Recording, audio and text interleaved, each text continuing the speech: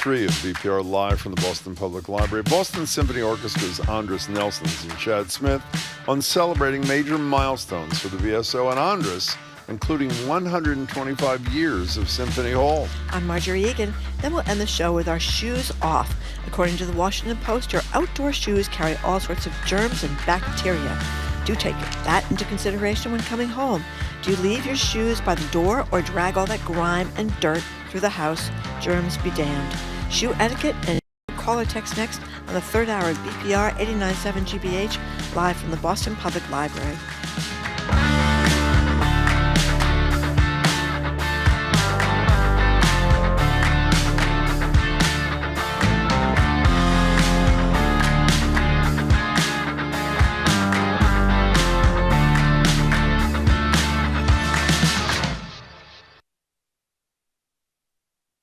Live from NPR News in Washington, I'm Corby Kummer. President Trump is addressing the United Nations General Assembly in New York. He has spent much of his remarks highlighting his own work, insisting he has solved several world conflicts, although that is not clear.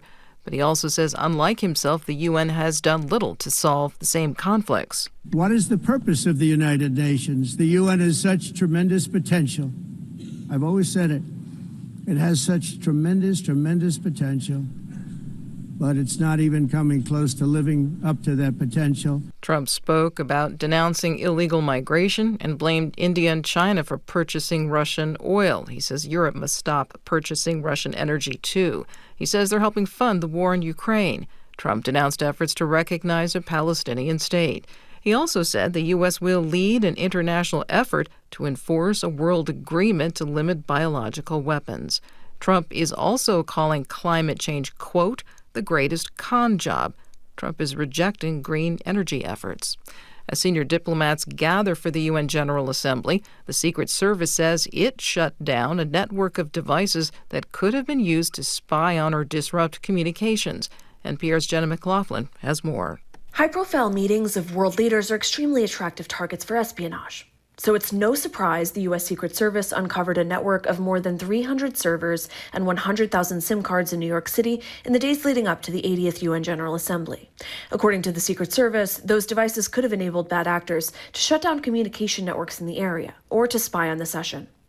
Matt McCool is the special agent in charge of the Washington field office. He made brief remarks in a video message. This announcement is designed to safeguard critical infrastructure and responsibly provide the public what we can at this time. He said the investigation already uncovered a potential foreign actor involved. Jenna McLaughlin, NPR News. Opening arguments are expected today in the federal government's case against big tech company Amazon. The Federal Trade Commission alleges Amazon manipulated millions of customers into signing up for its Prime membership and then made it really hard to cancel. NPR's Lena Selyuk reports the trial is in Amazon's hometown, Seattle. The lawsuit marks one of the biggest federal cases against one of the world's largest companies. And, somewhat unusual for a dense antitrust case, a jury will determine whether Amazon broke the law. And note that Amazon is among NPR's financial supporters. The FTC says Amazon illegally used what are known as dark patterns, quote, manipulative design elements that trick people into signing up for Prime. And then the FTC says Amazon made people jump through too many hoops if they wanted to cancel. The company denies any wrongdoing and says its designs and disclosures follow industry standards. Alina Selyuk, NPR News. On Wall Street, the Dow is up about 200 points. The Nasdaq is down 80. This is NPR. Good morning. With the latest from the GBH Newsroom, I'm Henry Santoro. The Boston Healthcare for the Homeless program, a nonprofit medical service provider for thousands of people who lack stable housing, is laying off 25 staff members and plans to close a recovery center in Jamaica Plain. The organization's CEO, Stan McLaren, says layoffs are in anticipation of cuts to Medicaid by the Trump administration. Mass Live reporting that among those being let go are recovery coaches who work with patients who are facing addiction. Meanwhile, union members plan to rally against those job cuts at noon today, just about an hour from now, outside the nonprofit's headquarters on Albany Street in the South End. And registered voters in Worcester now have a new tool to prepare for the 2025 municipal election. The League of Women Voters Worcester area has launched a nonpartisan voter guide through vote411.org. That's vote411.org. a website designed to make election information simple and accessible. The Worcester Guardian reports that the guide is available in English and Spanish and includes information on what's on the ballot, where candidates stand on the issues, and where to vote. The 2025 Worcester municipal election will determine the offices of mayor, city council, and school committee for the next 2 years. Election day is Tuesday, November 4th, with early in-person voting beginning on Saturday, October 25. Red Sox and Toronto. In Toronto tonight, in the forecast, this first full day of fall. Increasing clouds, maybe a shower later today, high near 80. It is 74 right now. This is GBH News. Support for NPR comes from NPR stations. Other contributors include Legacy Box, dedicated to helping customers turn boxes with family videos and photos into memories that can be shared with generations to come. More at legacybox.com. This is NPR.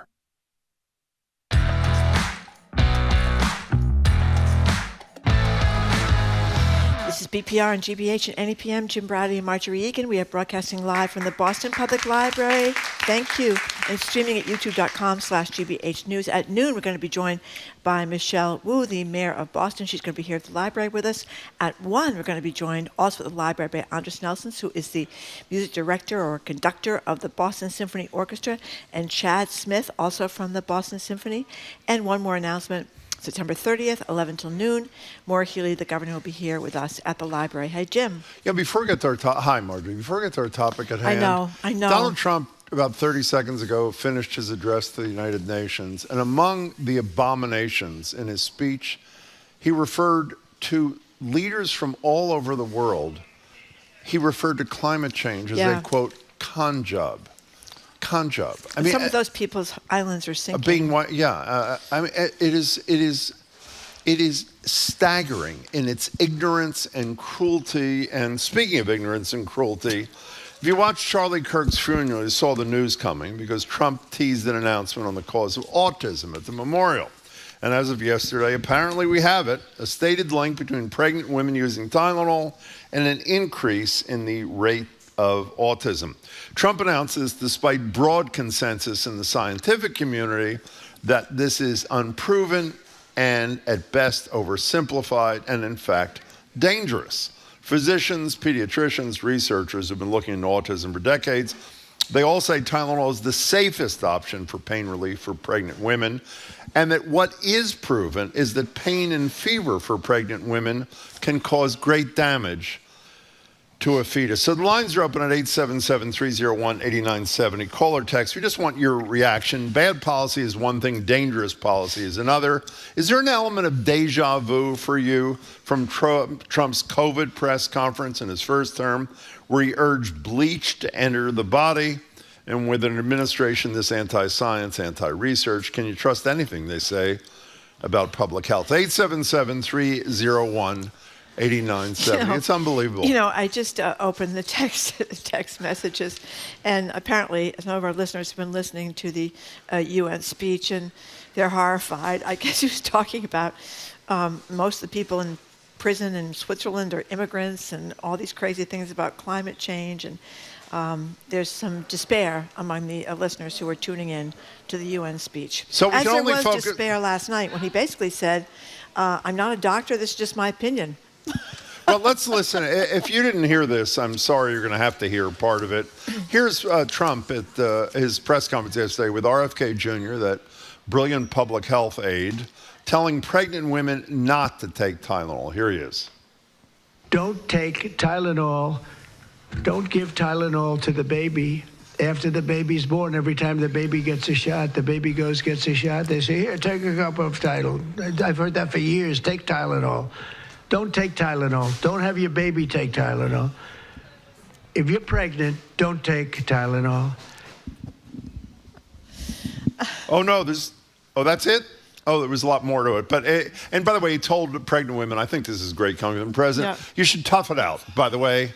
You're in pain, you have a fever, tough it out. And by the way, he was really prepared for this because here he is describing the generic name acetaminophen. Here he is. First, effective immediately, the FDA will be notifying physicians that the use of let's see how we say that. acetaminophen. Acetaminophen. Well, there we go.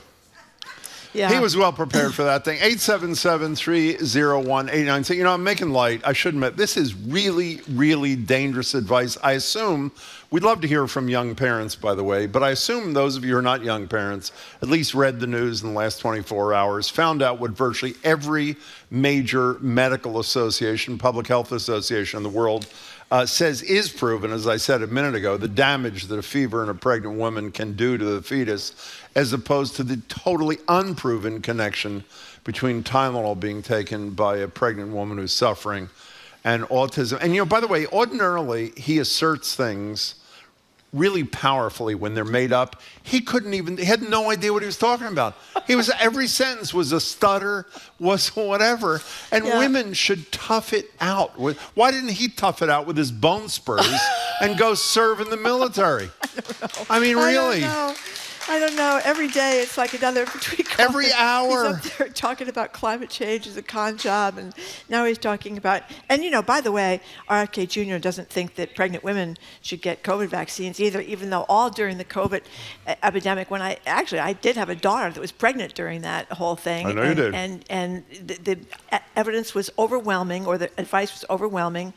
Get the COVID vaccine, because if you don't and you get COVID and you're pregnant, it could be very, very dangerous for your fetus. So people got the COVID vaccine. And, you know, I think a lot of people, any parents or anybody with kids, Tylenol, you don't want to take anything too much, right? You don't want to be careful about drinking coffee, certainly be careful about liquor, but you don't want to be loading up with Tylenol. And by the way, the woman from the Harvard Chan School, whose money was cut by Trump after he got into office, this Andrea Baccarelli, she's talking about that if you're taking Tylenol, the link was taking it for a long time in this one study, like 4 weeks or longer. That's a lot of taking Tylenol there. What she was also talking about is a small study, and the general consensus is that we don't really know what causes autism. There's a bunch of factors that there could be some link. It's not causal. With taking too much Tylenol, it could be environmental factors. It could be dirty air and water, and we know the president thinks climate change is a con job, so we can just expect the air and water to get dirtier.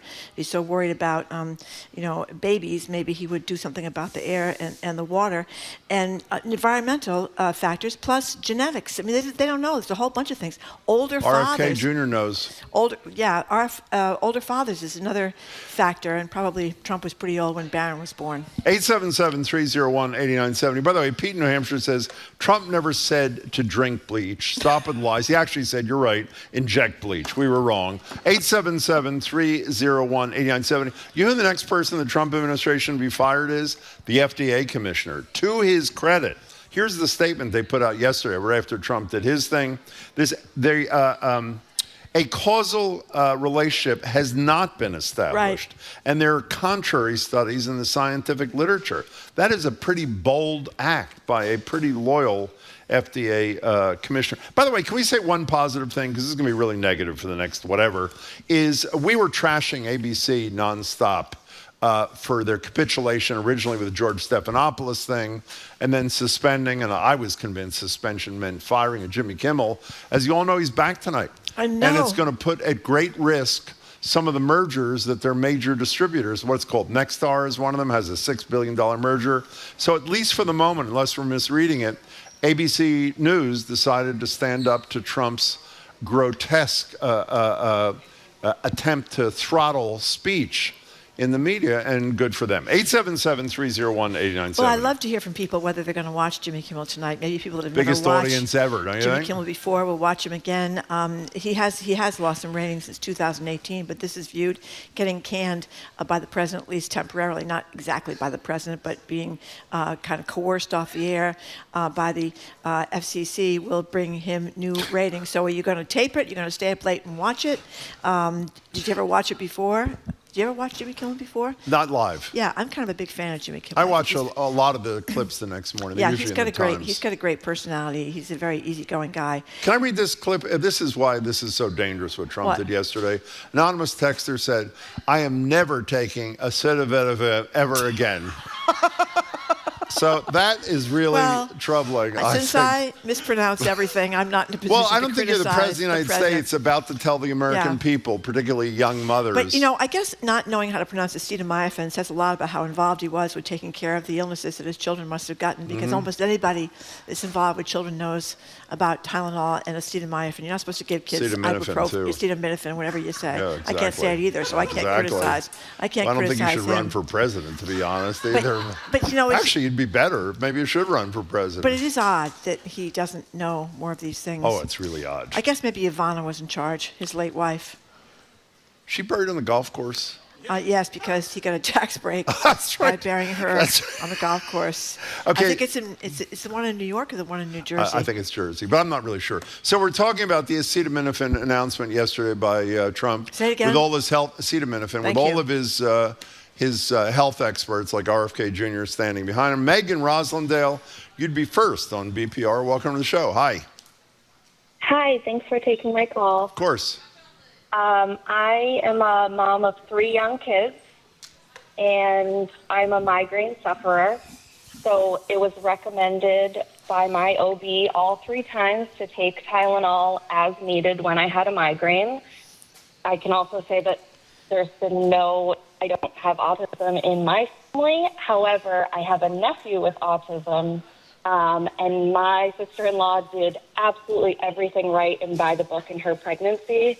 So I think it's so important that we shift the focus to help kids with autism rather than affect and deter the confidence of parents, especially new young parents.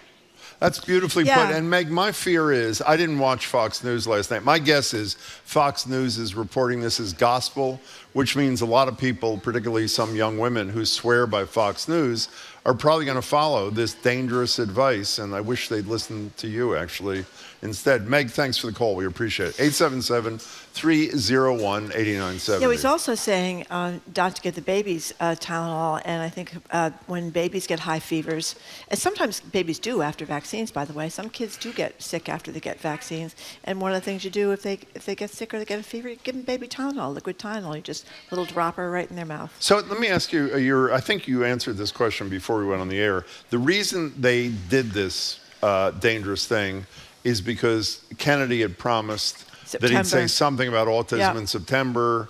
We're, September 23rd, 2nd yesterday. So they had to do something, and this was the first thing they came up with. Is that...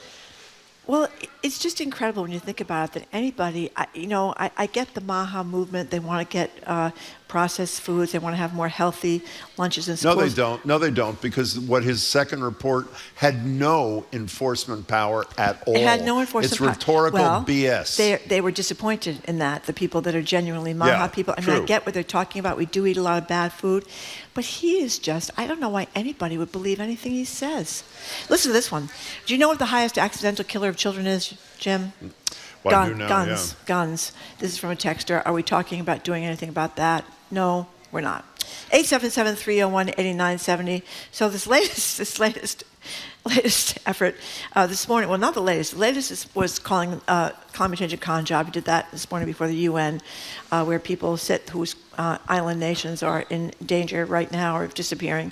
And last night he said that women should tough it out during pregnancy and not take Tylenol, and don't give it to the babies either. I guess the newborn should tough it out as well. By the way, we get back to climate change, not just those nations being overwhelmed. There are a lot of, particularly Western European nations or allies, where a huge reason for the influx of migrants is fleeing climate change. Oh, yeah. So the impact is not just on those, which are most severe, as you say, on some of the small island nations. It is totally anti-science. Yesterday was totally anti-science, but he's got the biggest bully pulpit in the world, which makes it all pretty dangerous. By the way, an anonymous texter says, no Kimmel will air here in Rhode Island. Is Rhode Island Sinclair? Sinclair. And they're not carrying him. I know WJAR in Providence is Sinclair. Yeah, they're a very conservative station, and they're not going to, they have, I think, how many local stations do they own?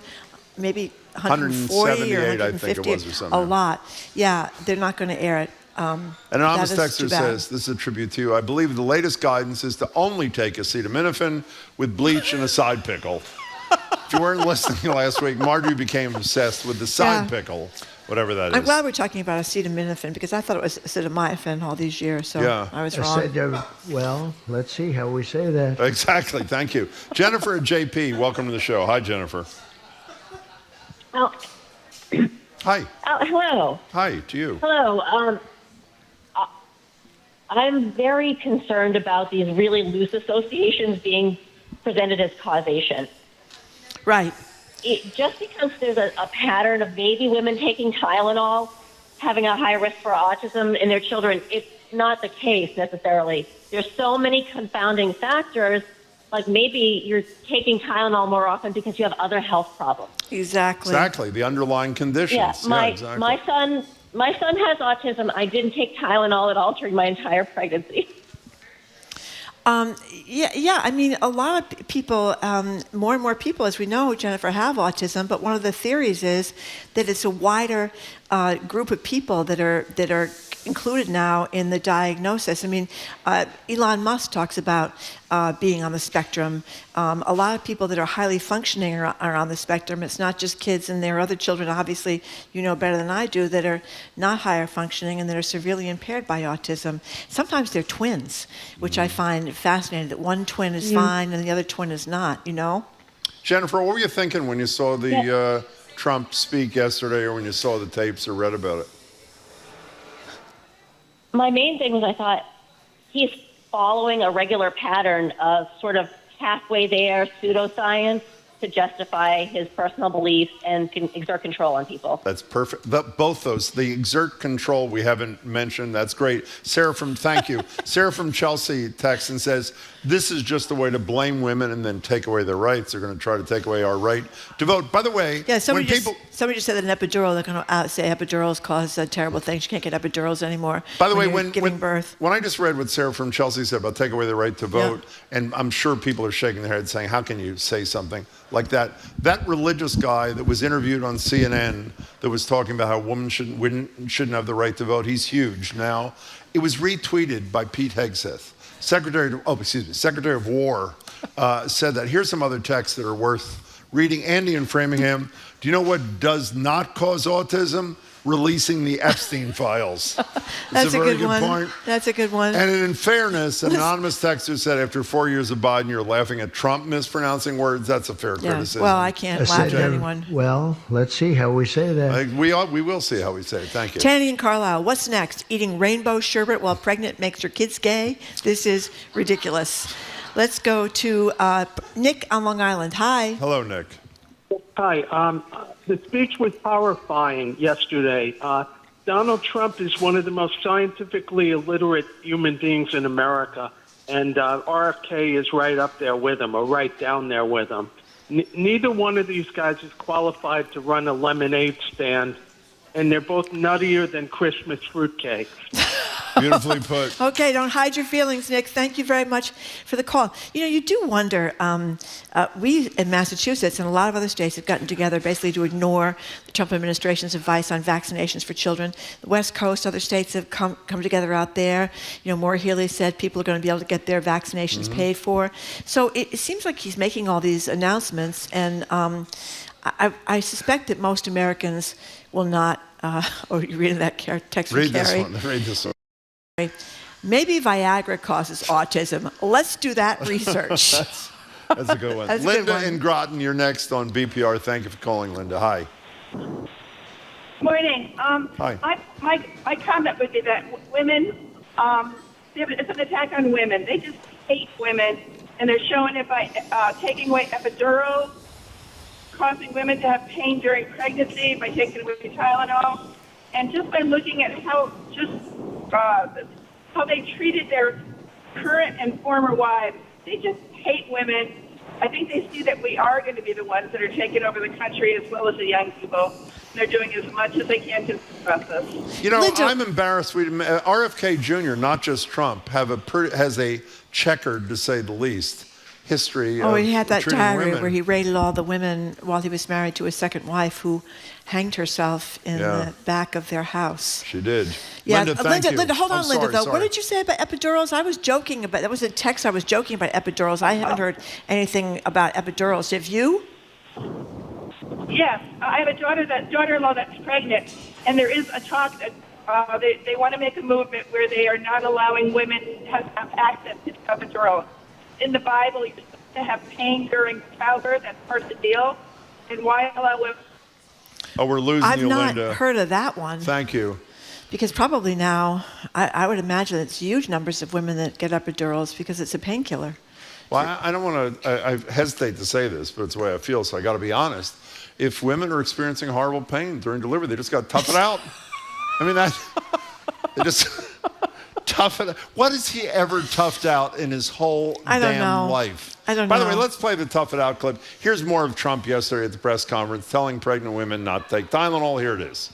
For instance, in cases of extremely high fever that you feel you can't tough it out, you can't do it. I guess there's that. It's a small number of cases, I think. But if you can't tough it out, if you can't do it, that's what you're going to have to do. You'll take a Tylenol, but it'll be very sparingly. I said, well, let's see how we say that. Exactly. No, that's very sound advice for the people. Could you go to do you mind looking at the Fox News website, Jamie, and see how they're portraying the press thing yesterday? Thank you. We should have done it before. But people, we're making jokes and this is ridiculous, but lots of people believe that link between vaccines and autism. Of course they do. And you saw a lot of consternation in schools when people were going in with these bogus religious exemptions to getting those vaccines when they came to school. And the scary thing about that is, as we've said a million times, if a child has serious disease, makes them immunosuppressant, and they can't get vaccines, then what happens to that child when they get the measles? Measles is a very serious disease. It's scary. You know, your brain can swell and stuff like that. So it's really thoughtless toward your fellow children in the classroom to subject them to that, I think. We got to take a break. Okay. We're going to take a break. We're going to keep talking about acetaminophen, otherwise known as Tylenol. Well, let's see how we say that. That's right. Thank you, Mr. President, for straightening me out. You're listening to BPR and GBH and NEPM. We'll be right back. We're broadcasting live from the Boston Public Library, streaming at youtube.com/GBH News. He's Jim Brady. I'm Marjorie Egan. We'll be right back.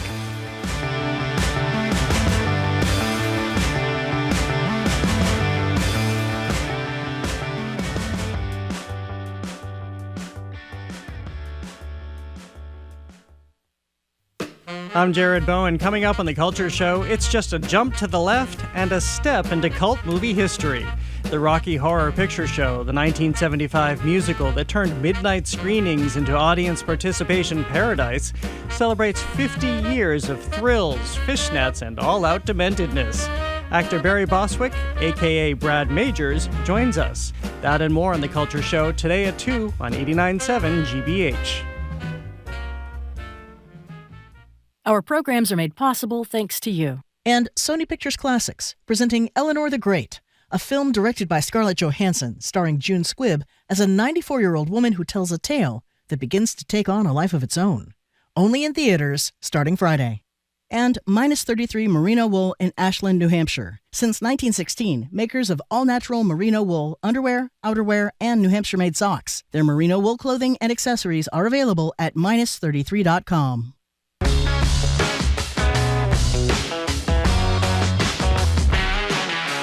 Welcome back to BPR and GBH and NEPM. Marjorie Egan and Jim Browder are streaming youtube.com/GBH News. Mayor Wu will be here at 12 o'clock for an hour of Ask the Mayor. You can call her, text her, or are we doing the mic here today? We are. If you're here at the library and want to ask a question directly to the mayor, you can do that face to face. If you're just tuning in, we're talking about Trump's announcement yesterday on pregnant women connecting acetaminophen and autism. When this administration is actively undermining credible research and science, not just on this, but climate change today at the UN, where do you go for sound advice, medical advice, public health advice? 877-301-8970. We have a few texts. Please. Why didn't the president tough it out with COVID? Excellent point. Then he says, I literally cannot even describe my rage yesterday when I listened to that soulless man stand up and blame mothers for autism. His comments about not being able to tough it out set me right over the edge, and I yelled at my husband to turn off the TV and get that thing out of my living room. And then there was one more about taking the Tylenol. I can't find it. I'll find it in a second. Here's Emil in Marlboro. This whole Tylenol issue has given me a headache. I need some acetone. Well, let's see how we say that. Let's see. Okay, let's see how many hundreds of times we can play that. Let's go to Zach in Fall River. Zach, welcome to the show. Hi. Hey, how's it going, y'all? Second time, very long time. Thank you so much. What's up? So I've been hearing a lot this morning. I think it's super important, right, that correlation is not causation. Correct. And we got to drive that home as much as possible. And a resource that I think can help with that is one that I love that I learned about in grad school called spuriouscorrelations.com. Oh. And I go here, and that helps us just illustrate how absurd it is to tie things like autism and because you can go on this website and you can learn things that, like, in the last 15 years, robbery arrests in Alaska is almost perfectly correlated with U.S. professor salaries at colleges. It's what at colleges? I missed the last part. Say that again. Zach, I missed the last part. Robbery arrests in Alaska are highly correlated with nationwide professor salaries at colleges. Well, you know, our colleague, Jamie, is this you? Gave us an example like that. From 85 to 2020, babies born with the name Christopher declined, similar to how the crime rate went down in Oklahoma. And there you go. Hey, Zach, that's thanks a for great the website. We'll have to look check at that. it out. What is it, spuriouscorrelation.com, you said? Is that what you said? That's right, spuriouscorrelations.com. We'll check it out. Here's someone else that's pointing out the difference between correlation and causation from Liz from Falmouth. She says, I understand that 85% of people who had a car crash had cereal for breakfast, but that doesn't mean the cereal caused the car crash. Another excellent point. Thank you very much. And Carolyn from Newton raises another great point. I feel bad for mothers of children with autism that are now going to beat themselves up thinking they may have caused their children's autism. Caroline, that was a great point. That is really Thank you for making it. Let's go to Janie in Ashland. Hi, Janie. Hello, Janie. Hi, I'm actually Jeannie. Good morning. Jeannie. Sorry. I'm a long-time listener, first-time caller. We appreciate I'm excited to be here. We are excited to have you. So Go ahead. Thank you. So I'm calling because I had two children, both natural childbirth, and my son, who was born first, was upside down, which is called sunny side up. Very painful. My husband was in medical school at the time and was concerned about me causing my child to come out sort of dulled from an epidural and the anesthesia. Oh. And I thought I would, quote unquote, tough it out because I'd never had a child before. But the pain was bad, and it messed me up for years afterwards. It caused chronic fatigue syndrome. I now have fibromyalgia. And I wish I'd had that epidural, and they're safe. And the other point is, I was told if you have pain, take Tylenol. That's the safest thing you can do. And there is no known causation between epidurals and issues with a child. Yeah. Jenny, that was a great first call. It does hurt to have children. Hope you make another one. I remember that. You do? Yes, I do. Isn't it ironic that the Pentagon is delaying Clean Up Forever chemicals, which are proven to cause harm to human beings, but Tylenol is the big concern of Trump and RFK? Speaking of anti-science, you see that I don't know what department of the administration is no longer releasing hunger reports, because since they're making the American people less food secure because of the big, beautiful law and other related things, sort of like he said we'd have a lower COVID rate if we just tested less. Do you remember when he said that? Well, you know, it's term one. And it's also interesting, this doctor at the Chance School of Public Health at Harvard, she's the one that found out that if you take Tylenol can development disorders. Her study that was exploring this was canceled by a National Institute of Health grant, terminated as part of the Trump administration's mass termination of Harvard University research grants. So there you go. Anonymous texter says, no epidural, huh? When a man has a baby naturally or by C-section, then we'll see what they say. Yeah. When they get epidurals done with science now, everybody's had a baby lately knows they're really good at it. They give it to you at the right time, the right amount of medicine. It's not like it used to be when you couldn't feel. You couldn't feel to push. That was the reason you weren't supposed to get it. You know what's a related thing? Remember Flo Kennedy? I did an event with her in New York City when I was living there a long time ago. Her great line was, if men could get pregnant, abortion would be a sacrament. Do you remember? Which is... Well, I always used to say I used to be a runner when I was young. Everybody talks about the grueling ordeal of running a marathon, the grueling ordeal of running a marathon. And then you have a baby, and you find out what a grueling ordeal really is. It lasts a lot longer than running the marathon. Can we squeeze in one more No, call? but I want to make a suggestion. I want to repeat what I said before. For people who are consuming this on Fox News and you're worried about that friend of yours who believes what was said, cite them. Google the FDA. And as I said, the FDA, Trump's own FDA, says there's no causal connection proven, and there are many contradictory studies. So maybe give that to them. And it's not just them. It's the obstetricians and all the gynecologists. groups, yep. It's the American Medical Association. It's nurses. It's anybody who knows anything about medicine, not to mention the scientists who are saying this is all ridiculous. Read that one Woody, text. the UPS driver? Yeah, what did he say? This is very important. This is a Woody, causation thank thing. you for this. 100% of human beings who drink water die. There you go. You are absolutely It's hard right, to Woody. quarrel with. Thank they do, you. by the way. Thank you for that. Okay, we are done with this.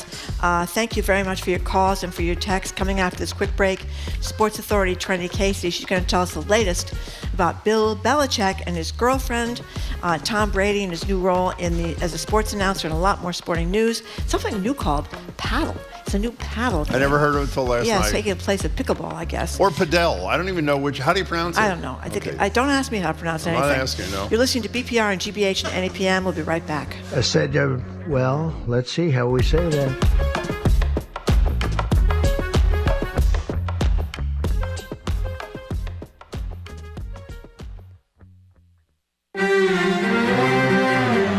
The 19th century painter Paul Cézanne was famous for his renderings of a mountain, as seen from his hometown in southern France. Now, a planned housing development would obscure that world-famous view. All the colors you see captured in the painting will disappear, he says. This is what we're defending. That story, next time on The World. This afternoon at 3, here on GBH News 89.7. Support for GBH comes from you. And the Hanover Theater. Broadway star Joanna Day leads the Hanover Theater repertory production of Doubt, a Parable, on stage September 18th through October 5th at Worcester's Brickbox Theater. Tickets at thehanovertheater.org. And the Museum of Printing in Haverhill, preserving the history of graphic communication from typewriters and presses to computers and copiers. Their expanded exhibit of rare and historic Bibles is now on view. More at museumofprinting.org.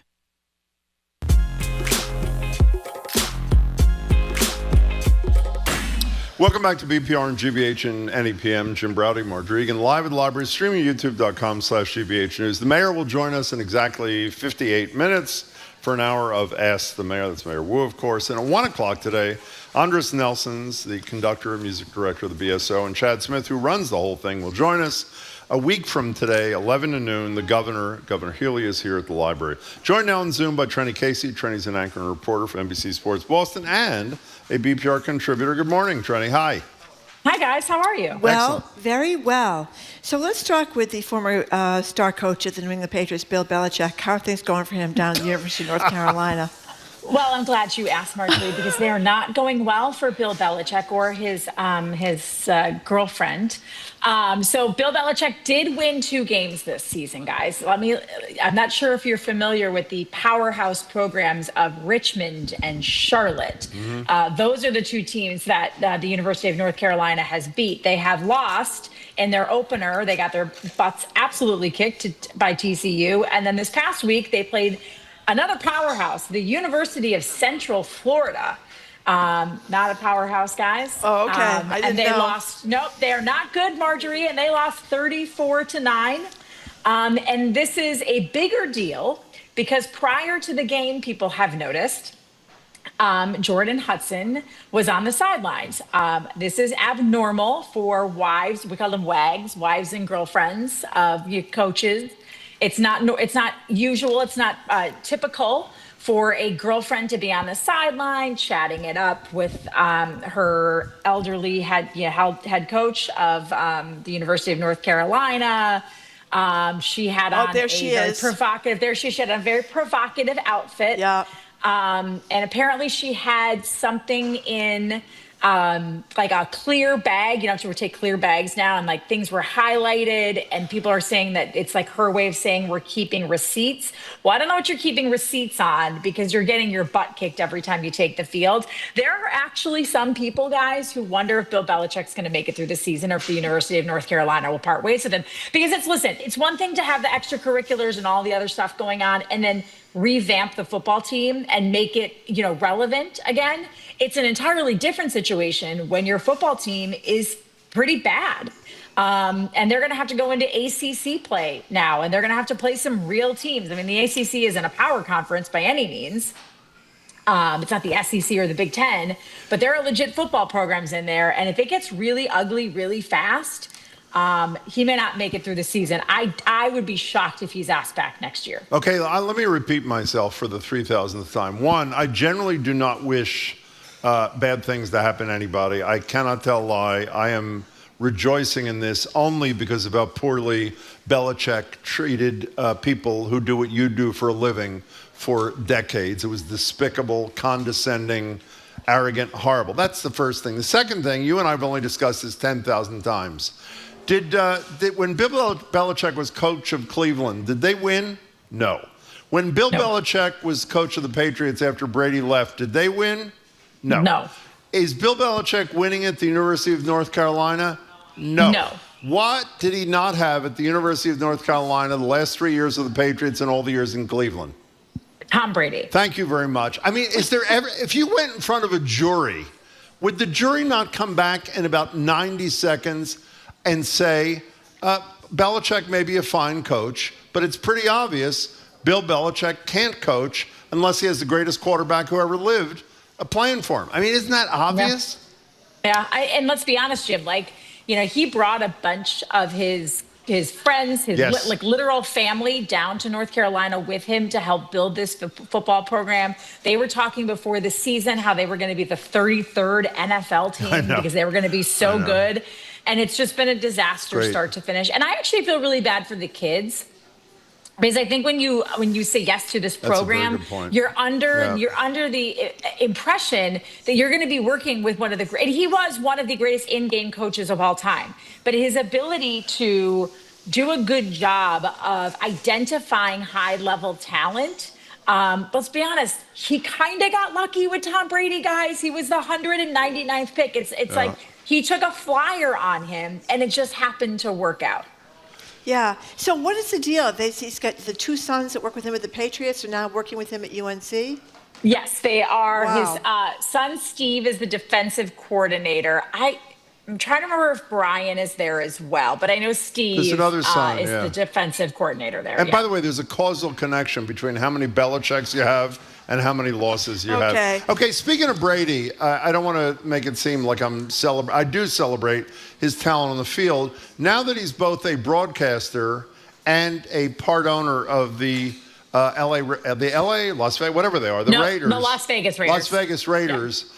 Can you tell the story? It's pretty obvious to me that he's cheating, but the league, because he's such a big deal, is giving him a pass. Is that? I agree with you, Jim, but there are people. Okay, so the reason Jim thinks he's cheating is a week ago on Monday night, the Raiders were on Monday Night Football, and this was one day after Brady called his game for Fox. He's in the booth. He's in the broadcast booth. Mm-hmm. One night later, he is in the coaching box with a headset on during the Raiders game. He is a part owner of the Raiders, but Albert Breer, who is a great reporter for Sports Illustrated for MMQB, has reported repeatedly that Brady is, quote, very involved in everything that goes on in terms of roster development, hiring coaches and whatnot, as now a partial owner of the Las Vegas Raiders. Last year, the NFL would not allow Brady to talk to teams prior to his broadcasts.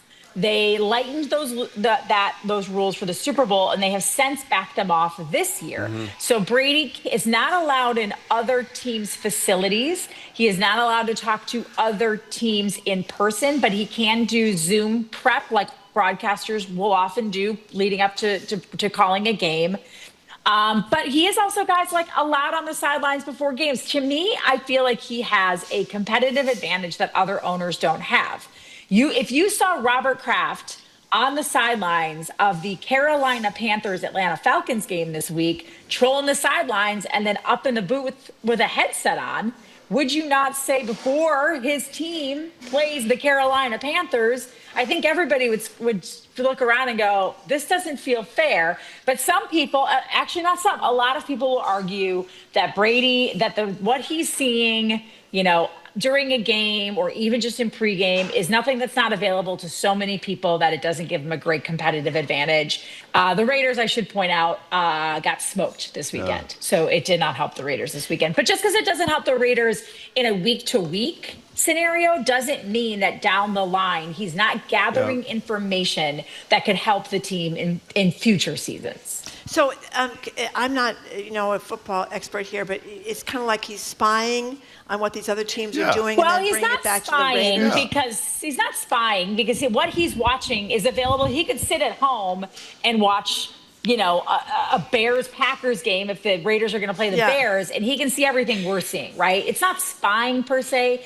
To me, it's just a conflict of interest. Okay. Like to me, the NFL should have said, you have a choice, Tom Brady. You can either be a $300 million broadcaster for Fox, or you can buy into the Raiders and invest in the Raiders and probably make that much or more once, if the Raiders sell at some point and your investment pays off. But you can't do both. Okay. I don't understand why they're allowing him to do both. Well, because he's the biggest market they've got. Let me just, can I challenge? But it's not, honestly, Jim, do you really care? Are you ever tuning into a football game because you're like, oh, Tom Brady's I tuned into the first game he was broadcasting just to see, and that was it. Yeah. But he's gotten better, hasn't he? Can I challenge something you said there for a second? Yeah. You said he has no information that wouldn't be available to anybody else. That's really not true, because while he can't go into the locker rooms, from what I understand, his colleagues, the other sportscasters who can go in, when they come out, he can ask them questions about what they learned and saw. That's not available to mere mortals. And that information, depending on what it is, might be very valuable competitively to his other team. The point is, it just feels icky, and he shouldn't do it. Yeah, I mean, that's the bottom line. It feels icky. It's kind of like it feels icky that all these major, huge companies own so many broadcast outlets and TV stations and newspapers and Paramount and all that. It's the same kind of ickiness. And they're consolidating, as we know, or at least one, two. Yeah. Too much consolidation. We didn't used to allow that to happen, but we do now.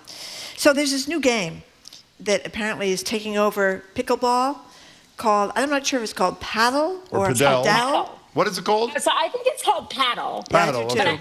P-A-D-E-L. So it is apparently sweeping the nation. Celebrities are in love with it. And credit to Jamie. He brought this story to my attention.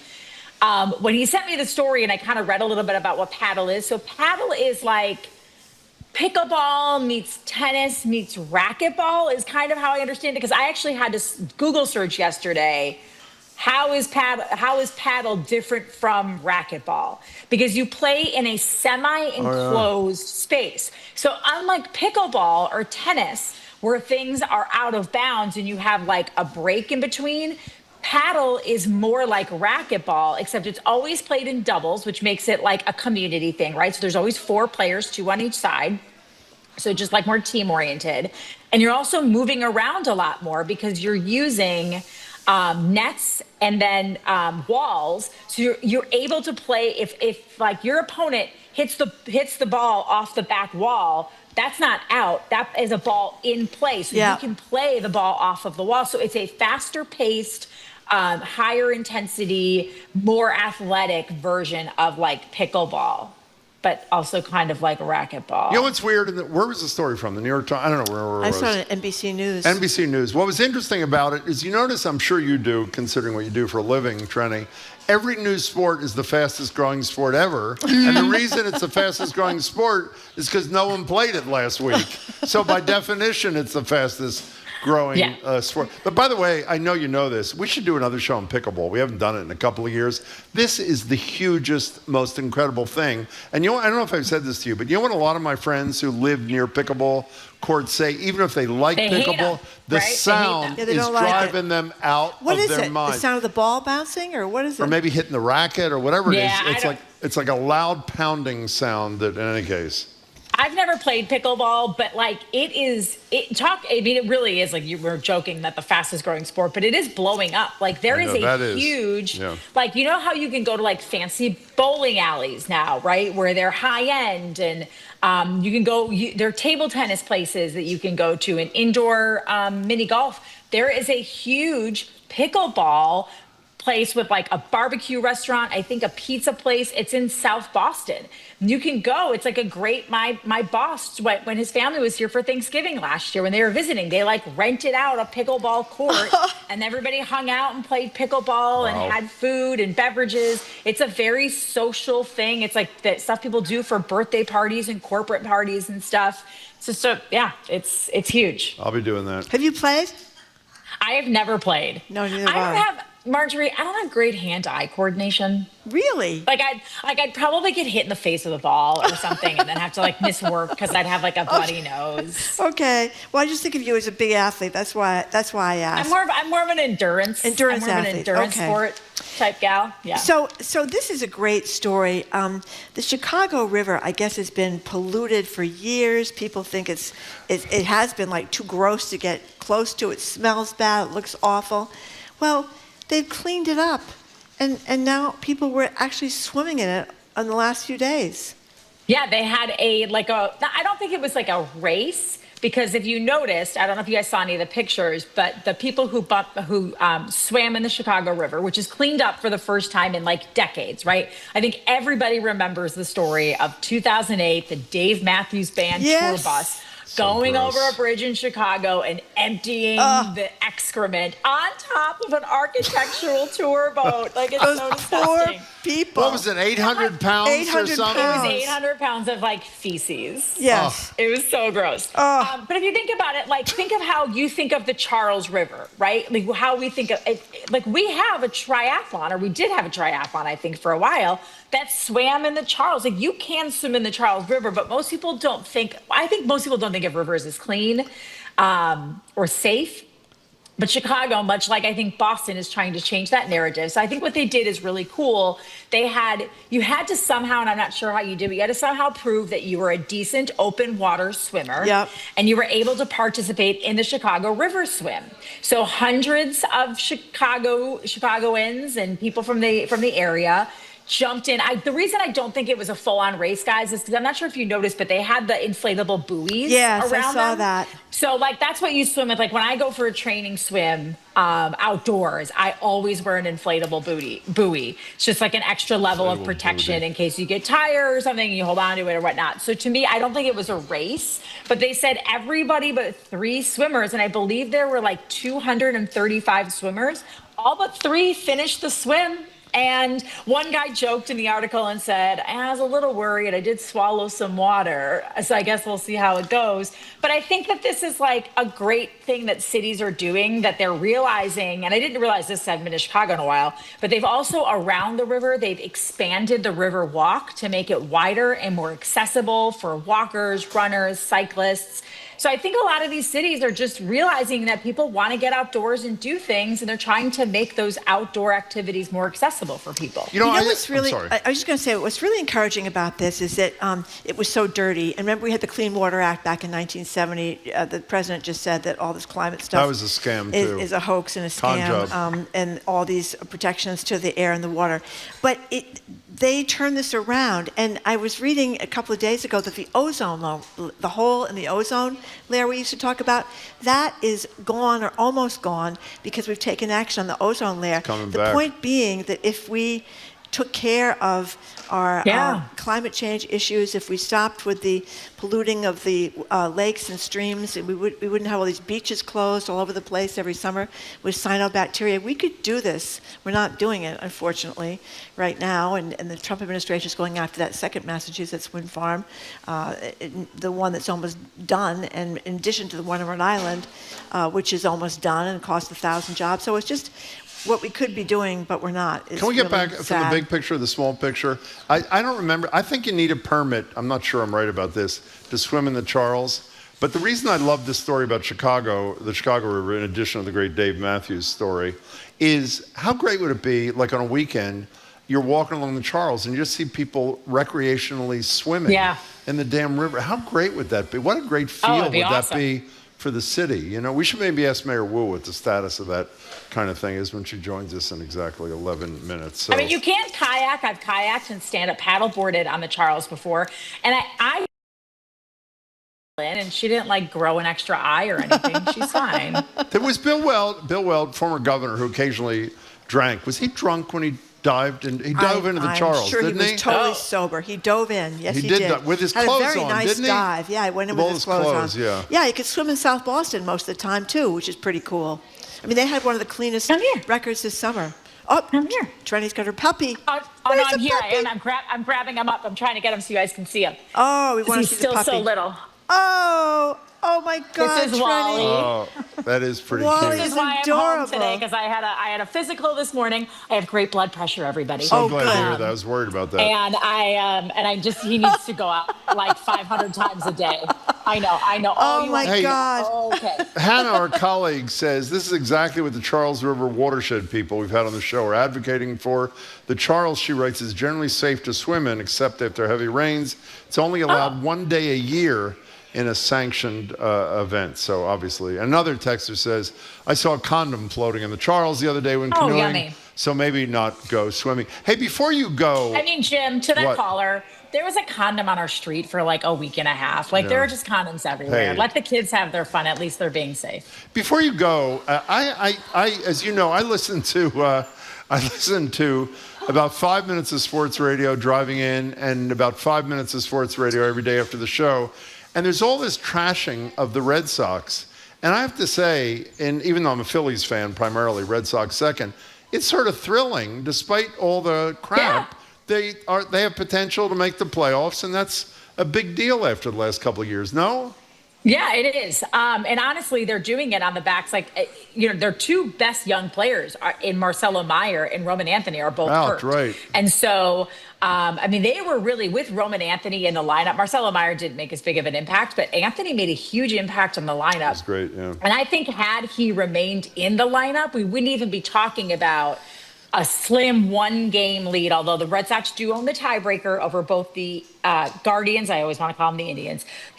The Cleveland Guardians and the Houston Astros. Yeah. So if those three teams would end up tied, the Red Sox would get in. But they have 6 games remaining, and they have a one-game lead clinging to that second wild card spot. It's great. So, yeah, it's exciting. Like, these last 6 games matter. They're a big deal. And at the very least, we've started to maybe see them build towards something with their young players, and hopefully everybody's healthy next year. You know, I have to correct myself. It's not totally closed. It's closing in some sections. What is? The ozone layer, the ozone hole is closing.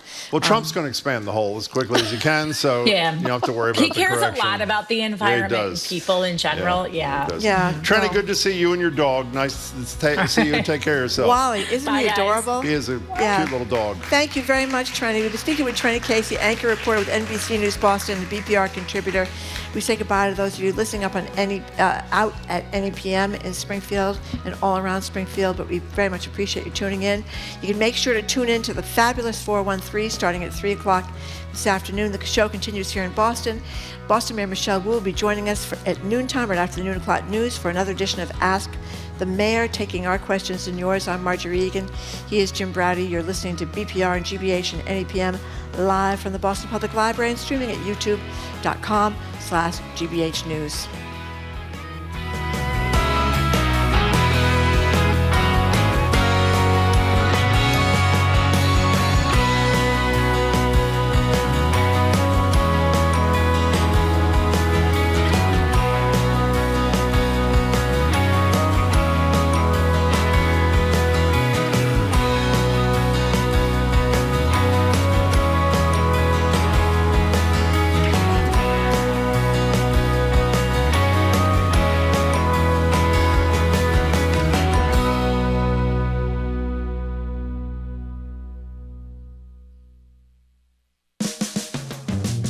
You're listening to Boston Public Radio with Jim Browdy and Marjorie Egan. Just ahead, more smart conversation about what's going on in our community. Stay with us here on GBH 89.7. Funding for our programs comes from you and Liberty Mutual Insurance. Liberty believes progress happens when people feel secure and exists to help people embrace today and pursue tomorrow. Learn more at libertymutual.com. Henry Louis Gates Jr. explores the deep Mexican roots of talk show host Mario Lopez and comedian Melissa Villaseñor, uncovering ancestors stretching back to the 1500s. Watch Finding Your Roots tonight at 8 on GBH2. You're listening to 89.7 WGBH HD1 Boston.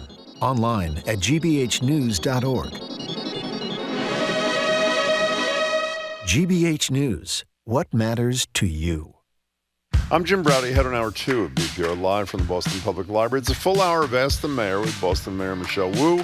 We'll talk to her about running for mayor unopposed after her resounding victory in the preliminary, plus standing up to Trump and ICE, making Boston more affordable, and, of course, bike lanes. I'm Marjorie Egan. Have a question of your own for Mayor Wu? Give us or her a call or text at 877-301-8970. Or better yet, hop on the T and visit us at the Boston Public Library and ask her in person. Ask the Mayor of Michelle Wu is on next, the noon hour of BPR 89.7 GBH, live from the Boston Public Library.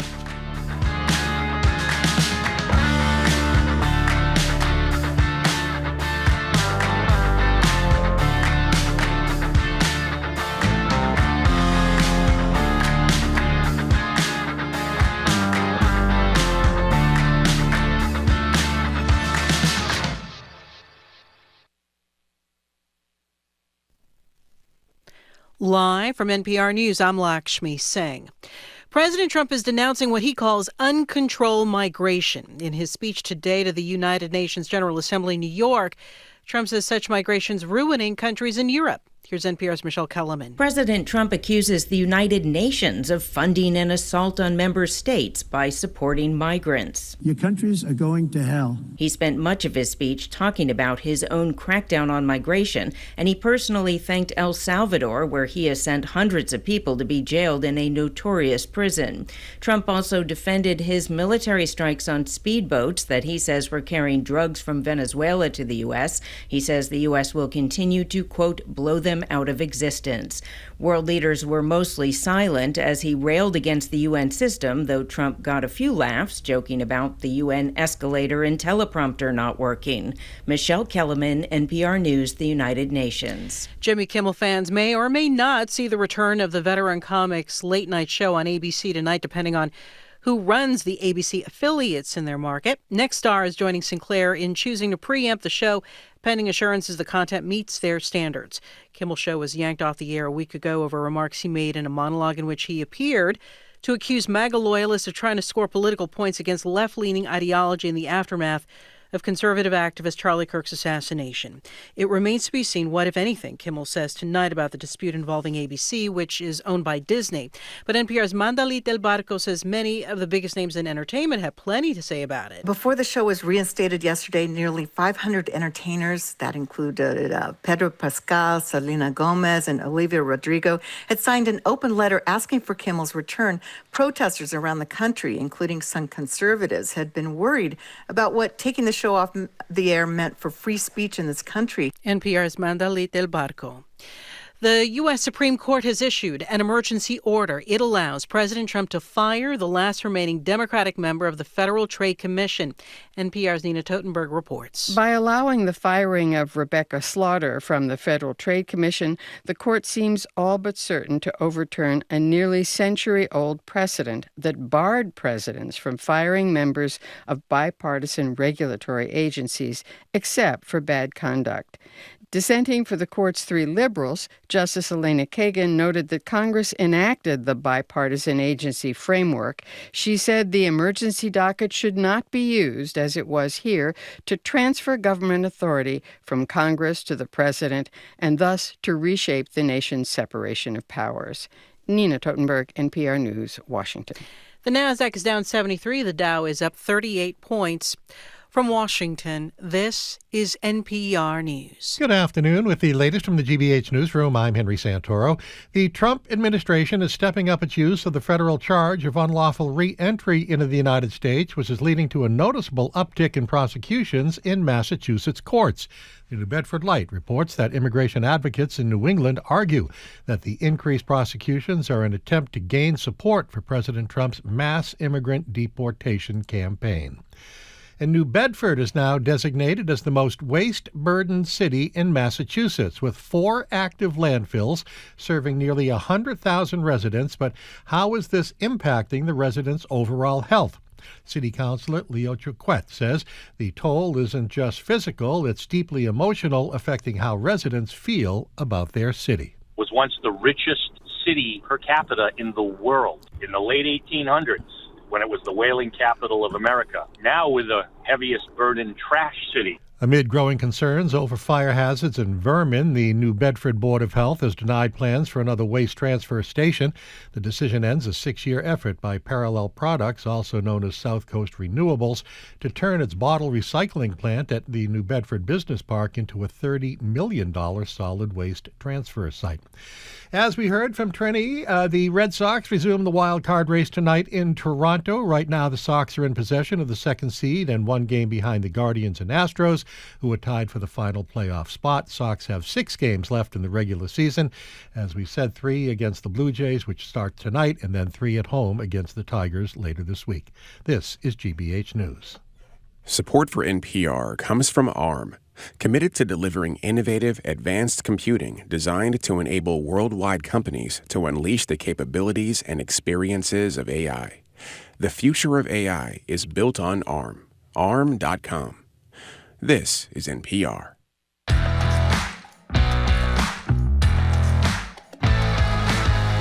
Welcome to hour number 2 of Boston Public Radio. Jim Brady and Marjorie Egan. We are broadcasting live from the Boston Public Library.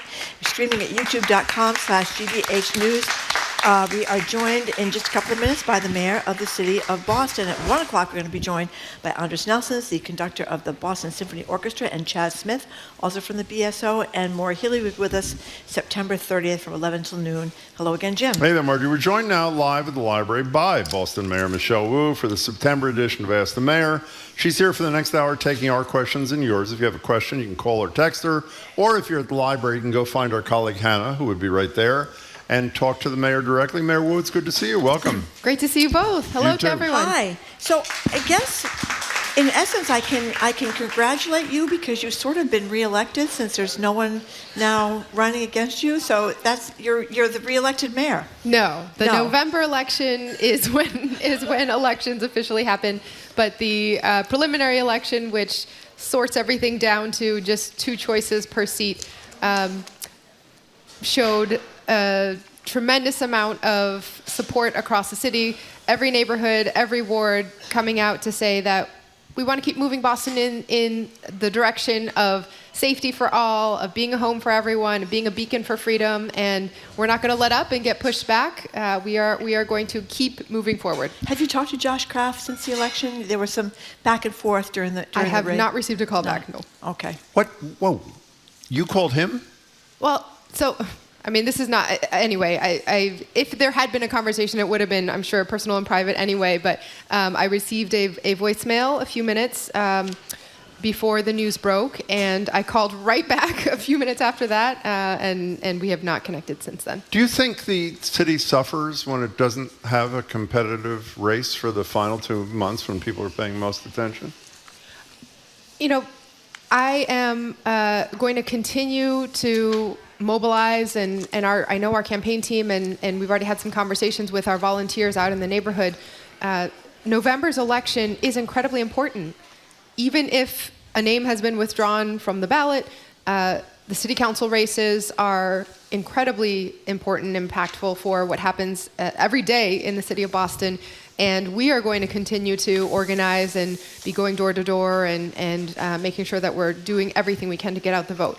93,000, actually almost 94,000 voters came out in the preliminary election. That was a fairly high turnout for this kind of race.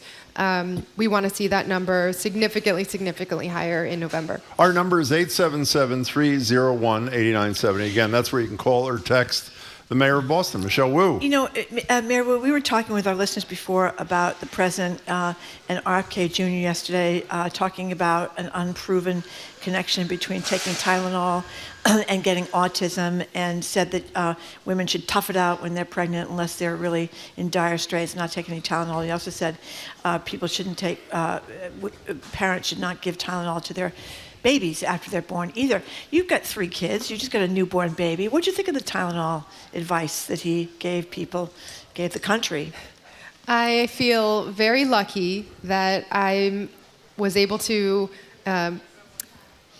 become pregnant, go through my pregnancy journey, deliver a baby, and be raising a family in a city where we have access to the best hospitals and community health centers in the country, where we have access to experts and doctors who know what they're talking about, and we rely on that rather than news headlines coming out of DC. But it seems to me, though, that while I totally agree in terms of the quality of care, at least for most people in this city, they don't have a platform like you do. And it seems to me, when yesterday this phony information, unproven, about acetaminophen. Today, I'm sure you heard at the UN, he says climate change is a con job.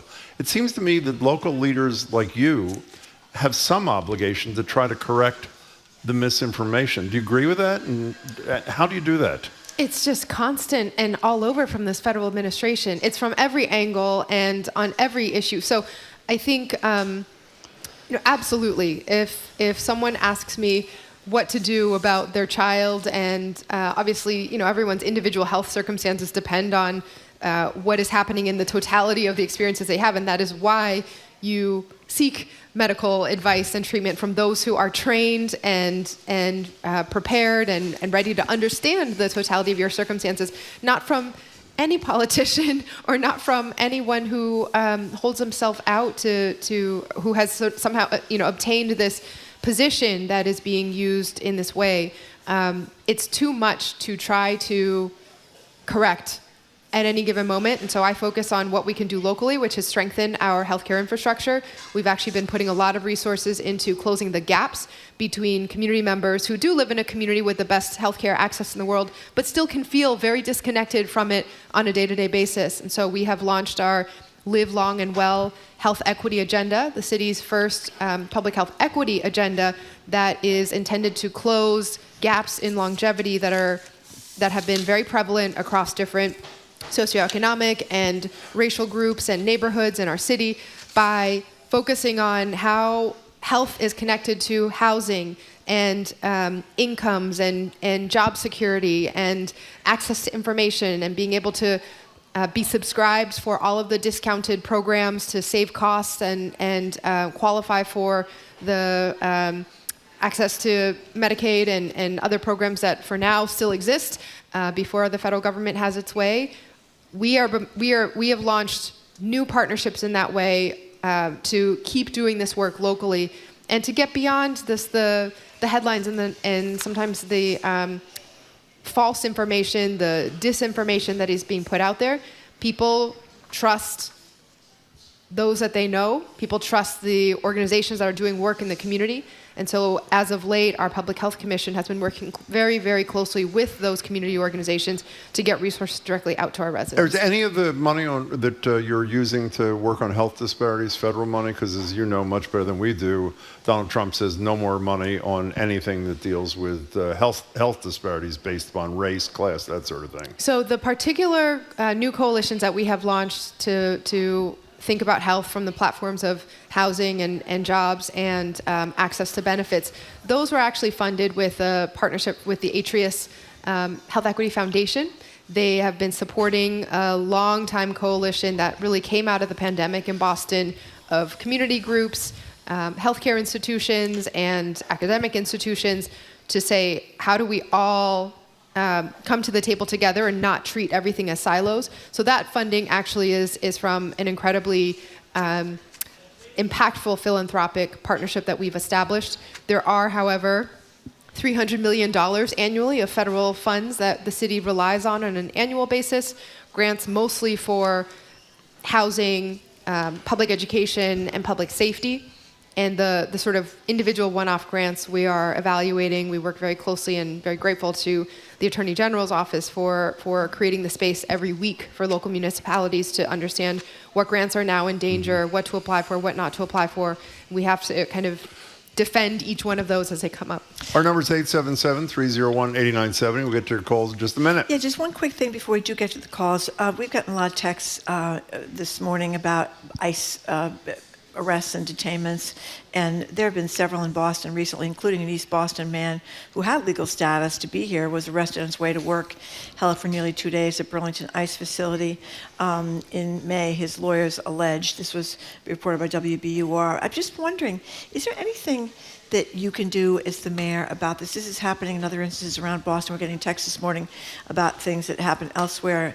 A man that was taken up in Malden, Edgar Herman Elias Escobar. But stay in Boston. How about the Brighton thing where the parent was grabbed with the elementary school student in the car? Yeah. Is there anything that can be done, or are we helpless in face of ICE detainments?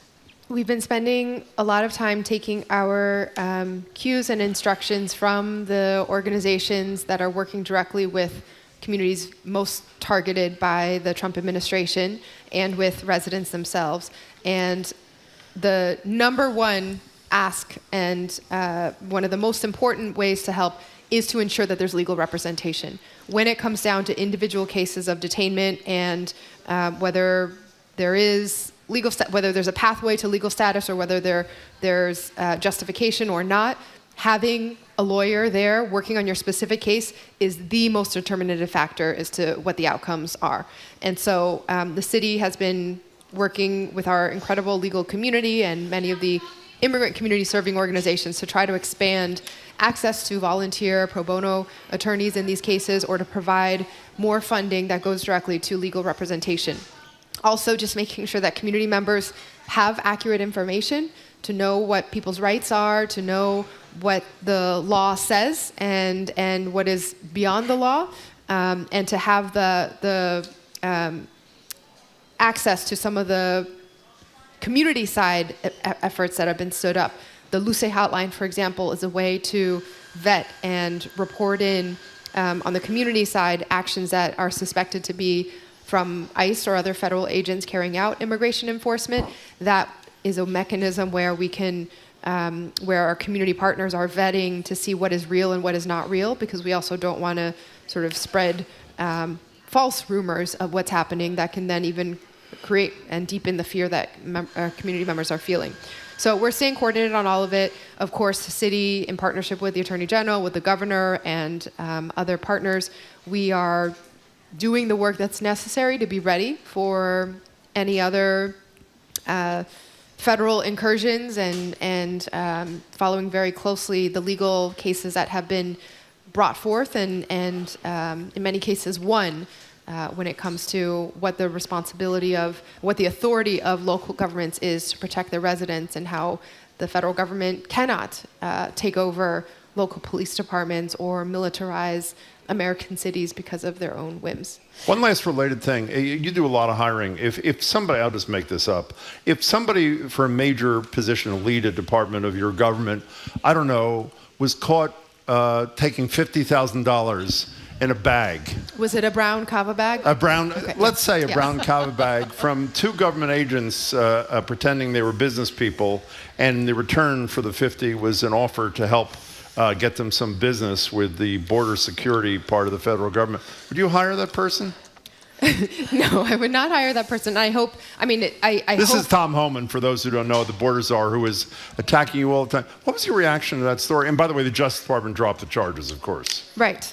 And I think my first reaction was, sadly, this recognition of just a familiar feeling, right? Just that, unfortunately, it wasn't even surprising at this point that there is a case of such blatant corruption with someone who is in such an important and authoritative role in our formerly democratic government structure.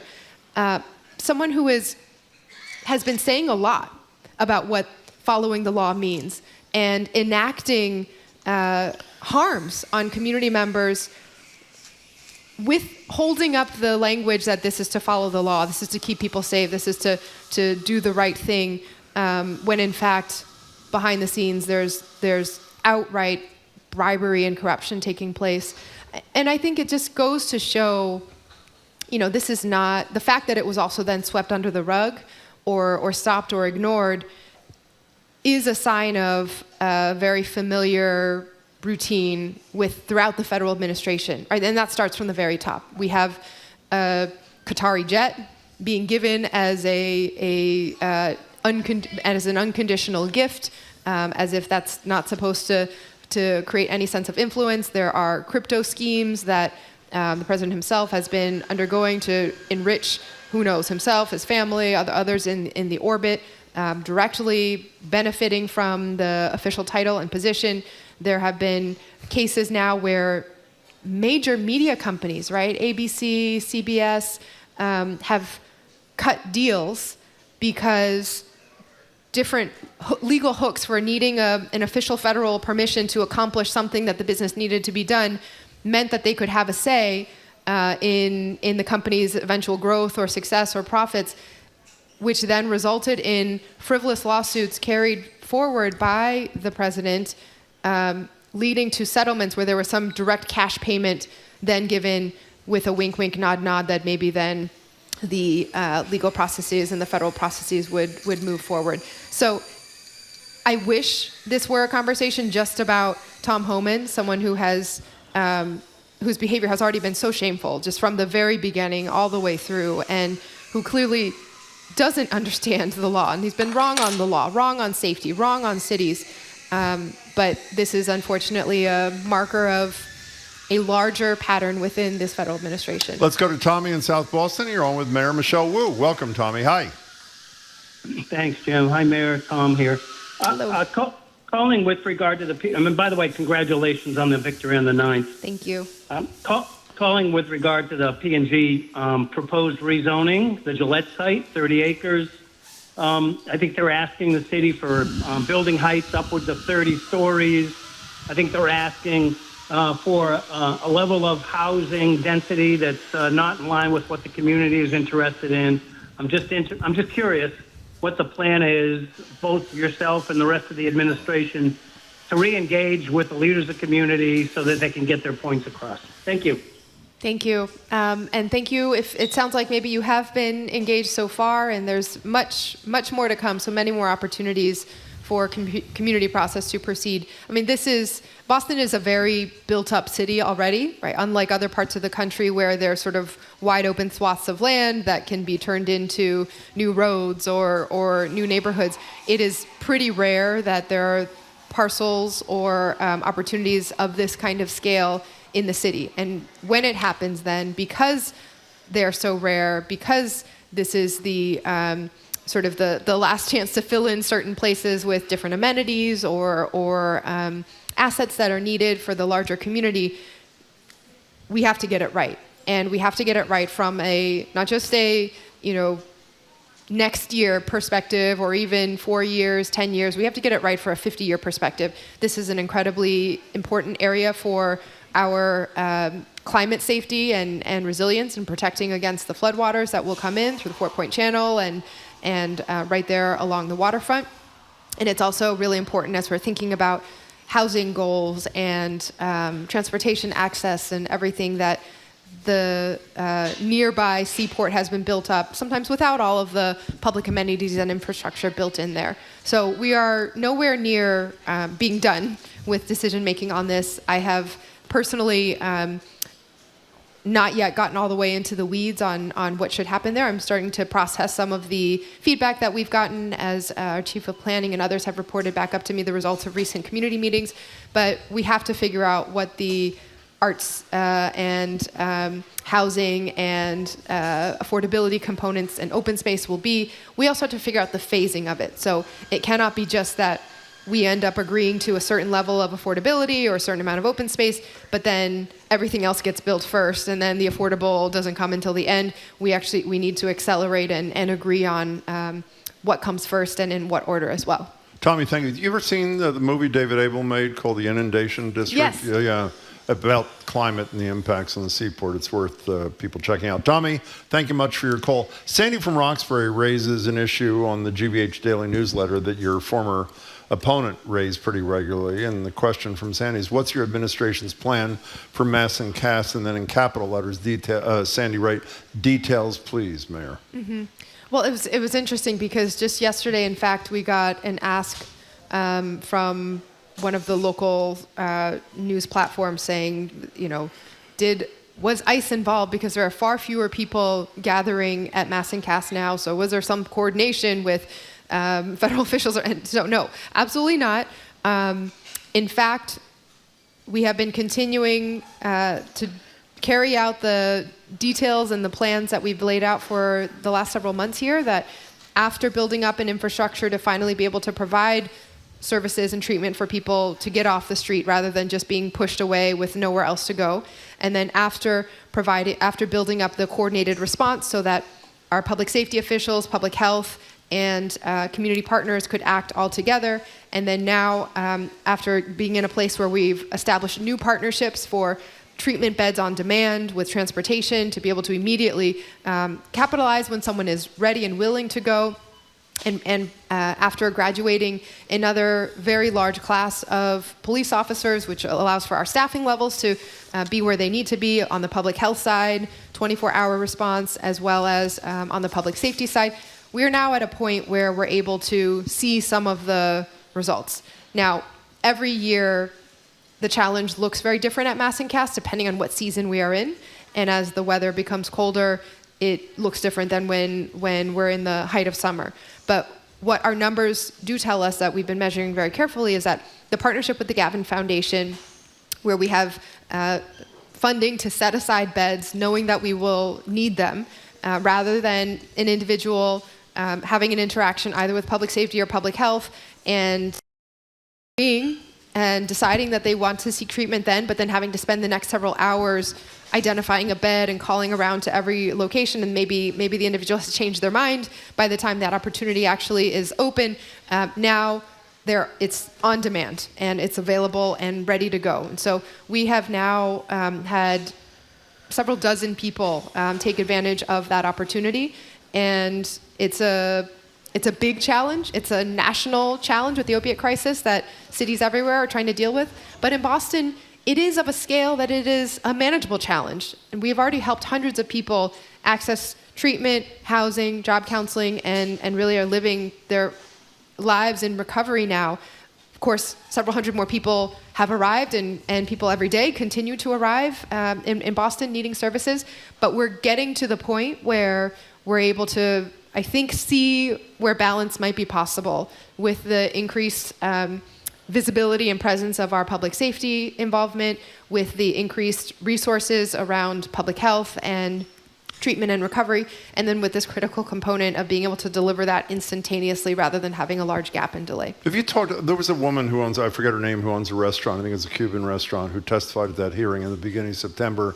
She used her 401k, they depleted their funds, the restaurant had to close. I think her line was, we're just asking the city, something like to think outside the box, to do something. Did you talk to her, by the way? Nivea, yes. I mean, Nivea and Hector both are incredible, incredible leaders in the city. From opening up Merengue, way back as one of the anchor staples in the city, to Mexicantes, Doña Habana. Anyway, they are not just restaurateurs, but community anchors. And it is heartbreaking to see people who have poured in so much still sort of just hanging on out of a faith in the city, and that this is a place where people deserve to have opportunities to have fun and enjoy cultures. What do you say to them? We actually had a group meeting with several of the businesses in that area all together fairly recently. Boston Police, Public Health, all of our department heads, small business were present, and we are ramping up the specific locations and times that are necessary. We can provide the overall infusion of resources at the city level. But unless we know from community members exactly when, where, how, that helps us tailor the approach more. And so we've been working very closely, even more so, and we're going to do everything we can for Nivea, Doña Habana, and also many of the business owners and residents who have felt very intense quality of life impacts. We're talking to Mayor Michelle Wu, 877-301-8970. You know, we talked to you a lot about bike lanes. There was a story in the Globe the other day from a writer, Paul Baskin, who's very concerned about motorized vehicles being in bike lanes. He thinks that they shouldn't be there, e-bikes, scooters, skateboards in those protected bike lanes. What do you think? There's a lot of behavior that's happening from, particularly we notice with delivery scooters, that is just flat out illegal and dangerous. That is why we've been working to get the information and the data that food delivery companies, the three biggest food delivery platforms, know where their drivers are going because they have GPS in the phones and they're tracking very carefully what time each delivery is made, when the food is picked up, and this and that.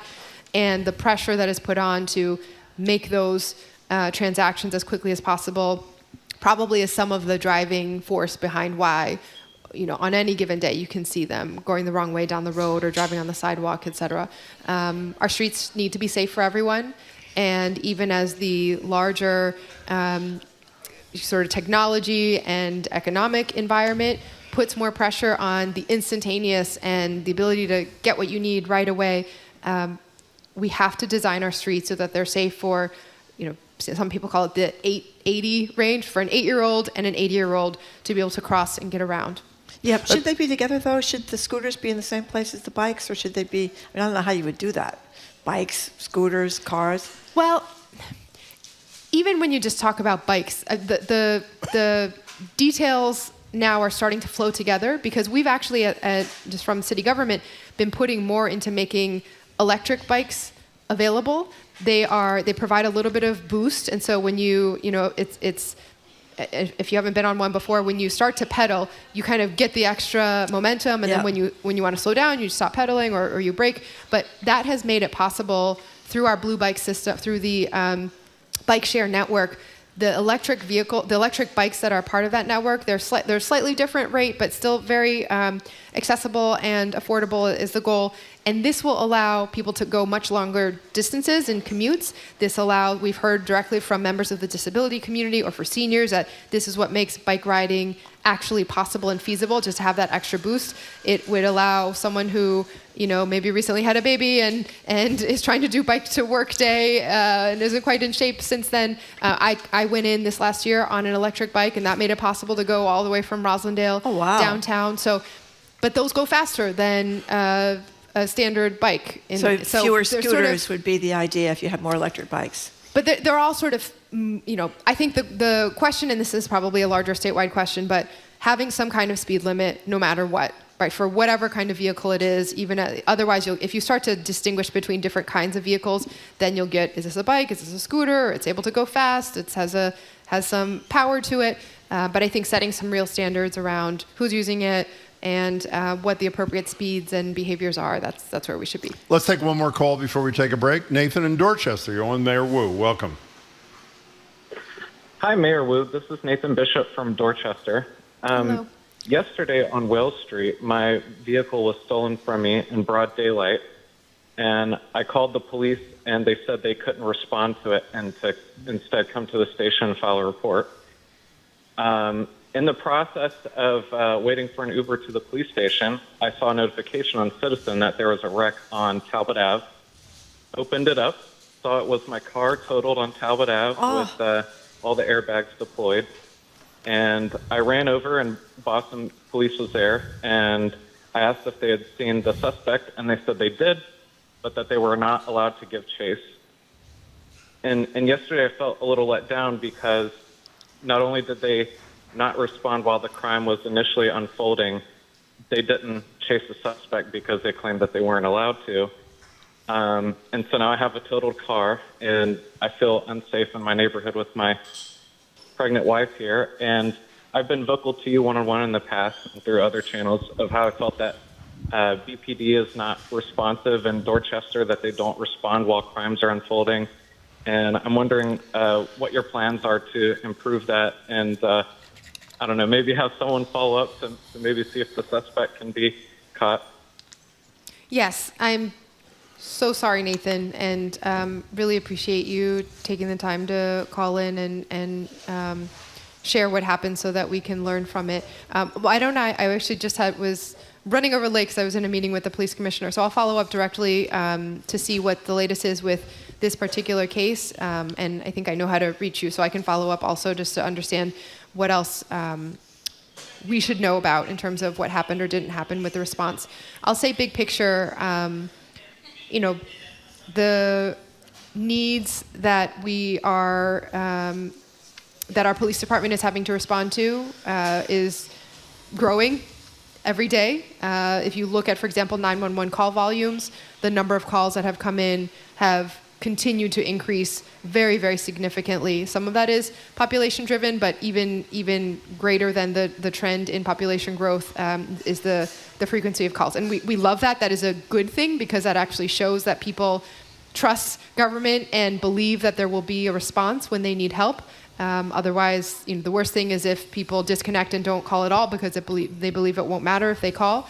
But then responding to those in the right way and as quickly as possible and in an acceptable amount of time is important to maintain that trust. So we, as I just mentioned, we had graduated another almost 100 officers from the academy a couple weeks ago. There's actually a class currently in progress as well. This was the first time we had overlapping classes in a while because we know the staffing levels and the need is great. And finding ways to triage and manage all the calls that come in is very, very important. We're always going to go to the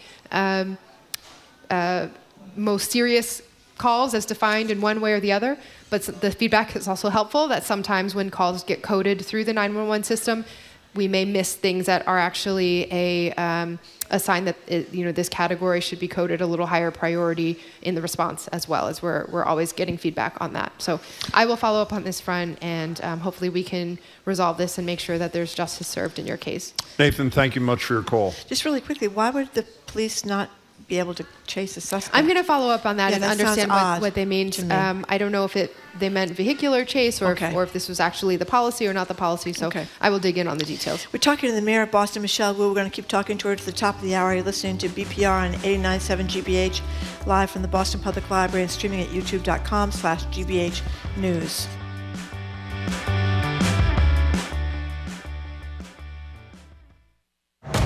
Your home.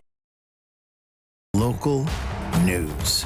GBH 89.7. We dig deeper with insights and analysis you won't find anywhere else, providing the context you need to understand what's happening. From Capitol Hill to Beacon Hill and why it matters to you. GBH News. Online at gbhnews.org. Streaming on the GBH app. And always on GBH 89.7. Our programs are made possible thanks to you. And Mass General Brigham Health Plan, providing helpful digital tools, world-class providers, and coverage that help you live in the moment.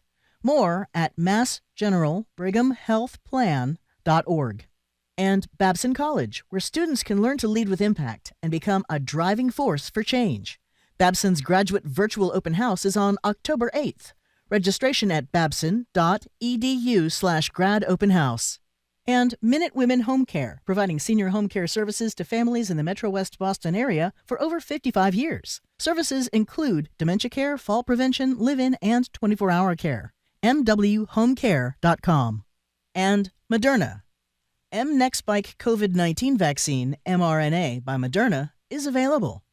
More information about mNEXSpike is available from pharmacists and medical providers. The author Patricia Lockwood spent years fighting long COVID, and her latest book captures that sense of disorientation, like the feeling she calls Brian fog. I was reading a lot of Reddit at that time. People were describing their symptoms. They were misspelling things. They were saying that they were suffering from Brian fog. I'm Ari Shapiro. Will there ever be another you on the next All Things Considered from NPR News? Today at 4, here on GBH News 89.7.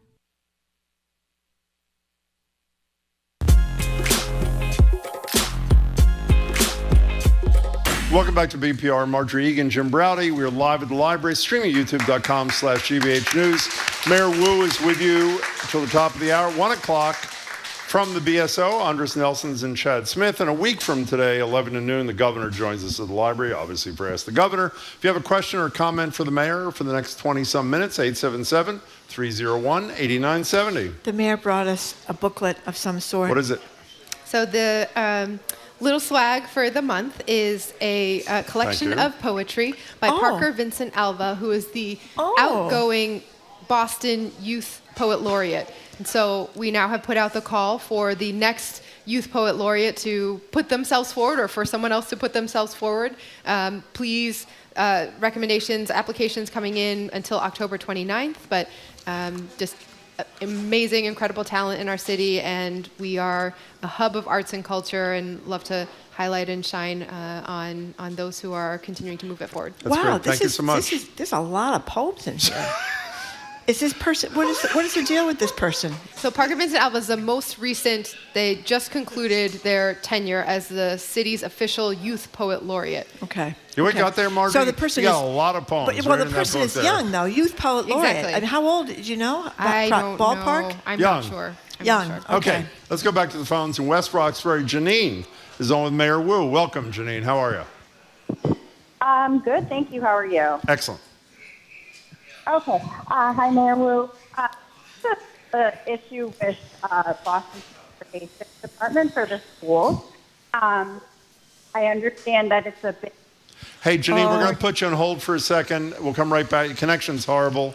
Move around or do something, and after we take the next call, we'll come right back to you and give it another try. Where do you want to go, Marjorie? Gail and Sharon, thank you for calling. Hi, Gail.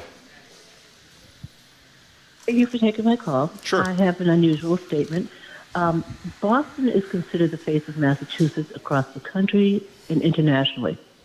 So what happens to Boston's mayor happens to our whole city and impacts that.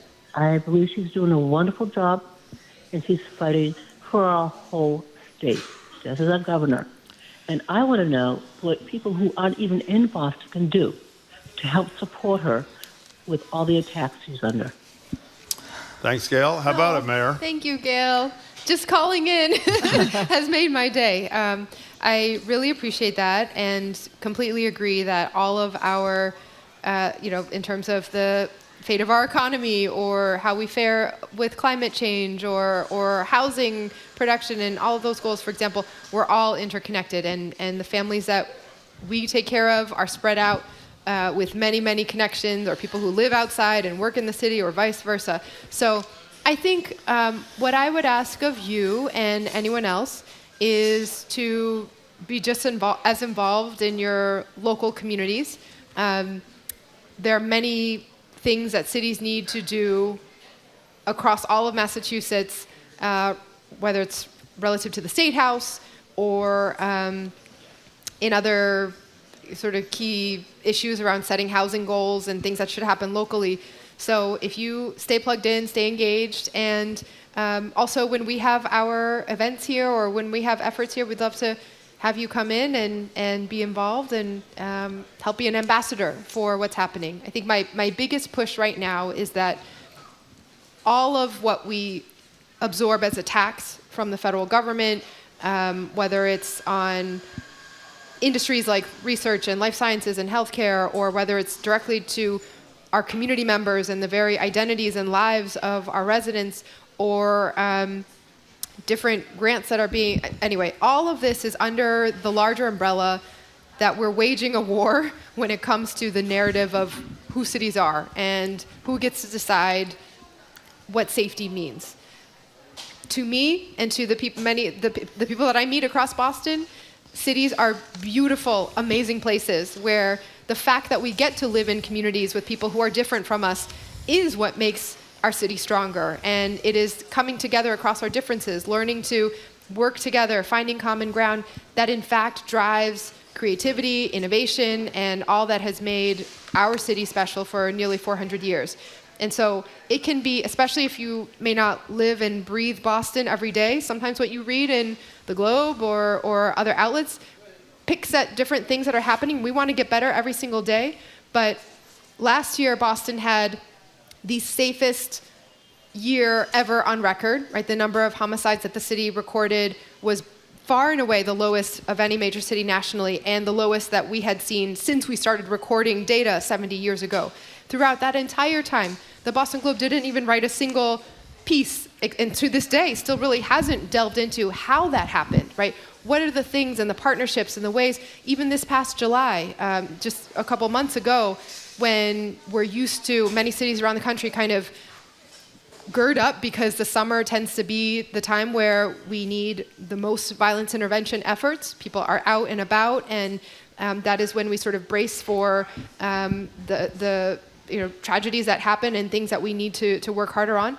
But in July of 2025, Boston recorded 0 homicides. That is a remarkable number that does not show we are done, right? We are far from finished or thinking that we're ready to slow down or retire our efforts. I say we're the safest major city in the country because it's important to mark when progress works and when efforts are making a difference. And it's also important to remind ourselves that we hold Boston and we hold ourselves to the very highest standards. We will be the best when it comes to safety, when it comes to every area. And I think sometimes some of our suburban partners can not always get the full story if you're not living it every day of what does Mass and Cass actually feel like now compared to what it was before, or what's happening in our schools now compared to where we before, or on safety. And please come into our city, spend your money here, enjoy our events here, and tell the story of what you experience when you are here, because having that connection and having that sense of who we actually are and the benefit, the beauty of cities everywhere, that is the whole game right now when it comes to defining what we're trying to do and who we're trying to do it with. Mayor Wu, before we try Janine from West Roxbury a second time, there was a lawsuit filed against the city and you the other day by a former city employee who says your chief of economic opportunity and inclusion, I think, acted inappropriately towards her. The reason she was fired, she alleges, among other things, is because you wanted to protect him. I haven't heard a response from you to the filing of the lawsuit. What's your reaction to this matter?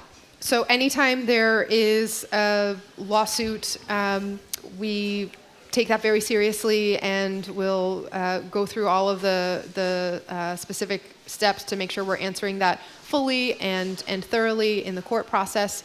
I will say I finally had the chance to read through kind of what was alleged and being presented there, and we've done our own internal reviews of certain components of that and come to the conclusions that the city has. There were some new things that were presented in there that I know are flat out not true. Some of the assertions that did I get involved in taking away this or that opportunity when I had no idea that any of those things were even happening or associated with this situation. So, we'll go through the court process, but now that I've had a chance to read it, there's many things that are put in there that I think will be resolved clearly and quickly in the court. Here's a good one from Rebecca. She's texting, why are the toilets in Faneuil Hall frequently, yes, non-functional? I'm a walking tour guide, and again, yesterday I stopped there for a quick break. I said you can use the toilets, but they weren't working. There are toilets in Quincy Market, but that's another 15 minutes out of the tour. We do have a lack of toilet problem here, Back Bay in general, and now in Faneuil Hall as well. So what's the story? Okay, I want to just double check this link, because for this very reason, we made a map of all the public bathrooms that exist in Boston. Of course you did. Oh! Let me see if boston.gov/bathrooms works. Yes, boston.gov/bathrooms goes to it. There's probably other links that also direct to it. But you can click on it, and then there's a public restroom map that shows not only where it is, but looks like how many there are. Wow. As well. Okay, anyway. I can didn't zoom know in that on different existed. areas. Wait, what is it one more time? Boston.gov/bathrooms was one of the ways to get there. Just put that down, Jim, because you made me works as well. Yeah. But I am worried now with this call that some of our mapped bathrooms may in fact not be functional or working in the moment. So I'm going to check on Faneuil Hall in general. I will say, many of our public buildings are older, which is why we have needed to really put a lot of resources into getting our facilities planning and capital projects going, just to fix the little details that matter a whole lot. But that map is there, and we will find a way to double check to see which ones are functional, and I'll see exactly why the Faneuil Hall ones were down. Let's try Janine a second time. Hope the connection's better. You're in West Roxbury. You're on with the mayor. Hi, Janine. Hi, thank you. Sorry Much about better, that. much better. Is it better? Yep. Okay. Thank you. Awesome. Okay. So, Mayor Wu, I was just wondering if you could help. We recently are sending my daughter to a school in Dorchester, Boston Collegiate. It's a charter school. And they started earlier. They started August 25th. And since then, we're having an issue with the afternoon bus. It is actually a special needs bus. It doesn't come to the school to pick them up till half hour, 45 minutes late. And we're a month in and it's still happening. So what's happening is you get kids like my daughter who get on the bus at 6:20 a.m. and not getting home till almost 5 o'clock. And she's 10 years old. So I know that the transportation department has a big job and heat, but I do think that they should be held accountable, and be able to fix things. Let's hear from the mayor, Janine. Absolutely. Thank you much for your call. Thank you, Janine. And please, if you could give your information to the producer on the line. Don't I'd love hang to up. Follow up directly, because the way that we can resolve, we need to get the specific information to be able to resolve, and they can figure out what's happening here. But I think, as Janine points out, Boston Public Schools is actually responsible for transporting more than just our students who go to BPS schools directly. We also transport across every school, every type of school by state law. And that means that there are thousands of students who are riding our yellow BPS school buses who go to a school outside the district that often may have a different starting schedule than fits into the district's 3 waves. So we have a 7:15, 8:15, 9:15 start so that our buses can do 3 runs across BPS schools. But sometimes when it's a charter school, they'll start slightly in between those times or off, and then by the time the bus that is scheduled to get them finishes the other BPS run, it's constantly late. Whenever there's a situation where a bus is frequently running late, it's often because something is that it ends up trickling down, so that either we need to deploy a separate bus altogether or figure out how to tighten up what's happening prior to that particular route starting. We have had some really important signs of progress this year. So basically every day since the start of school to the last time I was getting data, which was a week ago, every single day was the highest on-time performance that has ever been recorded since we've been recording that bus data from, I think, about 2013 or right around then.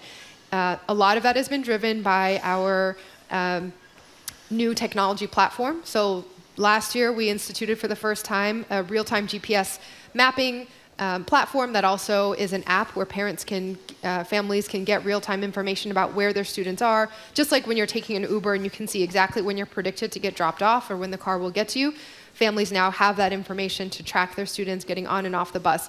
That is also given us for the first time real data on who is actually riding the bus and who is routed but never comes to ride the bus. And then we instituted new policies where if you haven't ridden the bus for a very long period of time, you're removed from that route unless you can call back and get back on the route anytime you want to start riding, but you're removed from that route so that we're not always stopping by your house or driving by just in case. That makes the routes more effective and efficient, and the benefits then again trickle down to the other runs that happen after that route that you are on. So this was the first school year where data from last year, in terms of who wasn't riding the bus, helped set the routes from the very beginning. And we knew there was a certain batch of students who were not bus riders because the data had shown that, and we did outreach to double check that and triple check that. And so from the beginning, it's been better. None of that matters, of course, if your child's bus is routinely late. So let's work on this. Dan and our entire BPS transportation team are wizards at figuring out how to do this, and the new practices that we've had for training, and our bus drivers union and really working with us to make sure we're doing even better every single day has started to bear fruit, but we want to make sure that works for every single student. Janine, don't hang up. The mayor wants your contact information. We'll share it with her, so please stay on hold. We're talking to Mayor Wu. Mayor, every month you're here, we talk about something that was an issue in the short-lived mayoral campaign, the cost of White Stadium to the city. We know that the soccer team or football team, whatever they're called, got their loan that they were looking for. You said a couple of months ago you wouldn't have the final number until December, but you also told us last month you'll keep updating the city's obligation as you know it. What is the latest on what the city is on the hook for? Yeah, so in fact, I don't know if this has directly happened today or is about to happen or is known publicly, but today was the day that the first set of early construction bids is going out the door that has an estimate attached to them. Again, the final number will be settled once the bids are responded to, and contractors then tell us what they're willing to be paid to do the work. But we have put out a package for foundation work and masonry and some of the earlier chunk of construction that has a $34 million estimate attached to it, with our best conversations with the cost of materials and the cost of labor and where that should settle in this current moment in the market and the economy. To date, prior to this, $5.6 million have been spent on construction. That includes demolition, which was around $2.5 million, and some of the earlier site work to prepare for laying the foundation and all of that. So this will be on top of that, and then there will be one more of the sort of larger items. I don't know all the construction terms. Once the construction documents are finalized for the sort of larger and more final set of contracting efforts that need to be done on top of the foundation, that will go out late this fall. You don't have a best guess number as of the moment, do you, or do you? What is internally, what's the bottom line number as best you know? Do you know? So abatement and demolition work came in at or even slightly below what the estimate was. This $34 million reflects some escalation in terms of the cost of materials. I meant the total. But the total will come in when the total comes in, but this is how the process goes. Now, do you mind, by the way, there's a guy who just walked in. Yes. Who apparently wants to join you on set. Will you be offended? I don't even know who he is, but he said, sir, could you join me for a second, please? It's this straggler that just came in. And while he's coming over here, I don't know who he is either. Straggler. Here is Mayor Wu playing Mozart's Piano Concerto number 22 in C major with the BSO, Boston Symphony Orchestra, and this guy conducting. That was on May 7th, 2023 at that year's fabulous free concert for the city. Here's the mayor.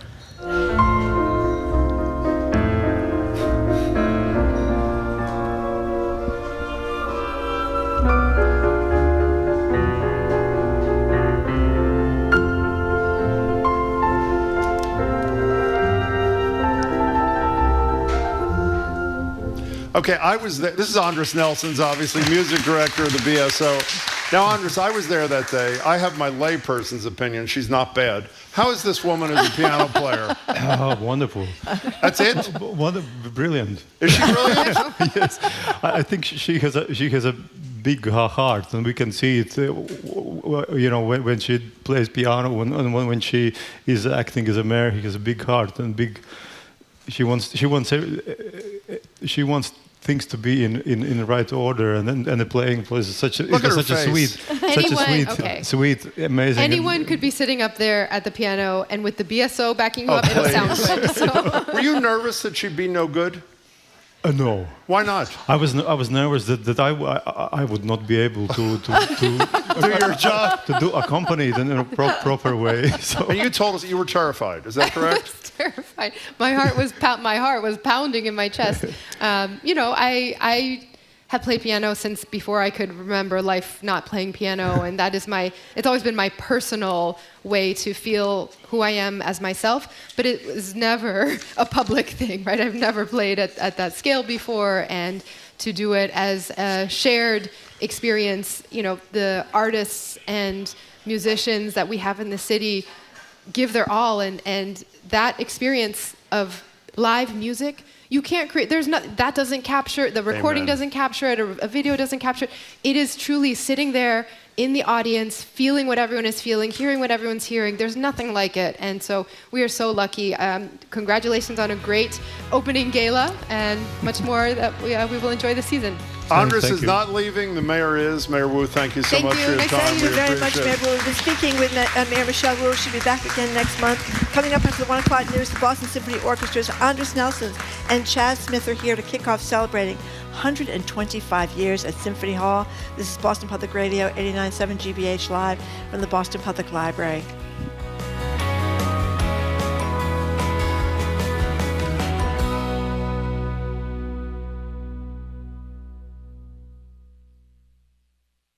Support for our programs comes from you.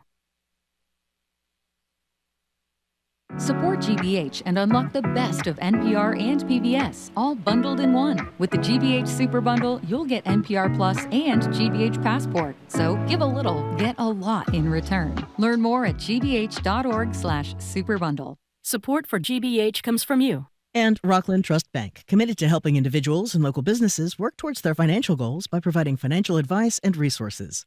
More at rocklandtrust.com. Rockland Trust Bank, where each relationship matters. Member FDIC. And the Museum of Printing in Haverhill, preserving the history of graphic communication from typewriters and presses to computers and copiers. Their expanded exhibit of rare and historic Bibles is now on view. More at museumofprinting.org. You're listening to 89.7 WGBH HD1 Boston. Online at gbhnews.org. GBH News. What matters to you? Welcome back to BPL.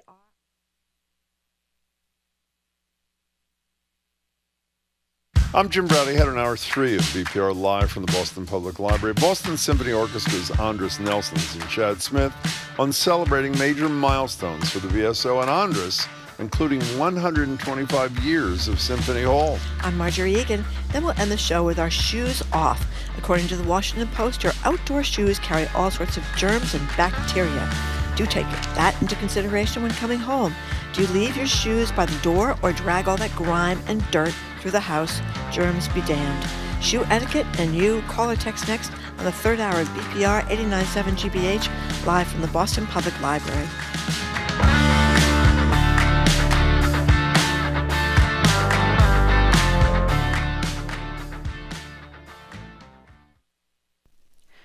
Live from NPR News, I'm Lakshmi Singh. President Trump's speech at the United Nations today took aim at migration, climate action, recognition of a Palestinian state, and the relevance of the UN itself. Trump aired wide-ranging grievances on the opening day of the 80th UN General Assembly in New York. NPR's Frank Ordonez reports Trump is also holding one-on-one meetings with other world leaders. He's got a bunch of meetings scheduled for the rest of the day this afternoon with leaders of the Middle East about Gaza, but also with European leaders to discuss the war in Ukraine. Trump said in his speech that he was going to speak with European Union about European countries continuing to purchase Russian oil. NPR's Frank Ordonez. Russian President Vladimir Putin has shown no signs of ordering a halt in its war with its Ukrainian neighbor. Meanwhile, Trump has also expressed support for Brazil's besieged former president Jair Bolsonaro, who has been convicted of plotting a coup following his re-election loss. And wading further into Latin American politics, Trump also took the unusual step today of endorsing Libertarian President Javier Milei for a re-election in Argentina. At the same time, senior diplomats are in New York City for the General Assembly. The Secret Service says it shut down a network of devices that could have been used to spy or disrupt communications. More from NPR's Jenna McLaughlin. High-profile meetings of world leaders are extremely attractive targets for espionage. So it's no surprise the U.S. Secret Service uncovered a network of more than 300 servers and 100,000 SIM cards in New York City in the days leading up to the 80th UN General Assembly. According to the Secret Service, those devices could have enabled bad actors to shut down communication networks in the area or to spy on the session. Matt McCool is the special agent in charge of the Washington field office. He made brief remarks in a video message. This announcement is designed to safeguard critical infrastructure and responsibly provide the public what we can at this time. He said the investigation already uncovered a potential foreign actor involved. Jenna McLaughlin, NPR News. President Trump canceled a White House meeting with top Democratic leaders initially planned for Thursday. NPR's Deirdre Walsh reports efforts. The prospects of a government shutdown are rising. Senate Minority Leader Chuck Schumer and House Minority Leader Hakeem Jeffries said they plan to push for measures to lower health care costs as part of a government funding deal. But in a post on his social media platform, the president called the demands from Democrats unserious and ridiculous and said no meeting could be productive. The House approved an extension of current funding levels until November 21st, but the measure failed to advance in the Senate. Without any negotiations, a potential shutdown could start October 1st. Jeffries says the president chickened out. The president left the door open to a future meeting if Democrats shift their demands. Deirdre Walsh, NPR News. At last check on Wall Street, the Nasdaq was down more than 100 points. The Dow was up slightly. This is NPR News. Good afternoon. With the latest from the GBH Newsroom, I'm Henry Santoro. Local bar advocates want the state's highest court to help them get a pay bump. The lawyers tasked with representing clients who can't afford their own attorneys stopped taking cases for roughly a 2-month stretch earlier this year to protest what they say is inadequate pay from the state. Beacon Hill lawmakers approved a raise of $10 an hour in July, but some have still refused new cases, saying that increase is just not enough. They're now asking the state Supreme Judicial Court to order pay raises in individual cases handled by bar advocates or across the board. Longtime bar advocate Sean Delaney says that wouldn't be necessary if the legislature revisited the issue. This program is disintegrating before the eyes of the state legislature. The once gold standard in the country for public defense is eroding each day. The SJC is scheduled to hear arguments over bar advocate pay this November. Registered voters in Worcester now have a new tool to prepare for the 2025 municipal election. The League of Women Voters of Worcester area have launched a nonpartisan voter guide through vote411.org. That's vote411.org, a website designed to make election information simple and accessible. The Worcester Guardian reports that the guide is available in English and Spanish and includes information on what's on the ballot, where the candidates stand, and on what issues they stand and where to vote. Red Sox and Blue Jays in Toronto tonight, 78 degrees here in Boston. This is GBH News. Support for NPR comes from NPR stations. Other contributors include Progressive Insurance, home of the Name Your Price tool, so drivers can see coverage options at Progressive.com or 1-800-PROGRESSIVE. Price and coverage match limited by state law. And the listeners who support this NPR station.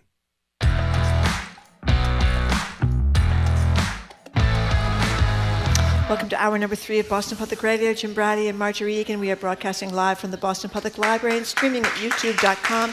Thank you at youtube.com/GBH News. We'll be back here tomorrow and Friday on September 30th. We'll be joined by the Governor of the Commonwealth from 11 to noon. Maura Healey. Hello again, Jim. Hello again, Marjorie. So before the 1 o'clock news, we heard a little sound from Boston Mayor Michelle Wu playing piano in her first public performance with the Boston Symphony Orchestra. So we thought it was fair we'd start this next segment with another first. BSO Music Director Andris Nelson's first public trumpet performance on GBH television in 2017. Here's the sound.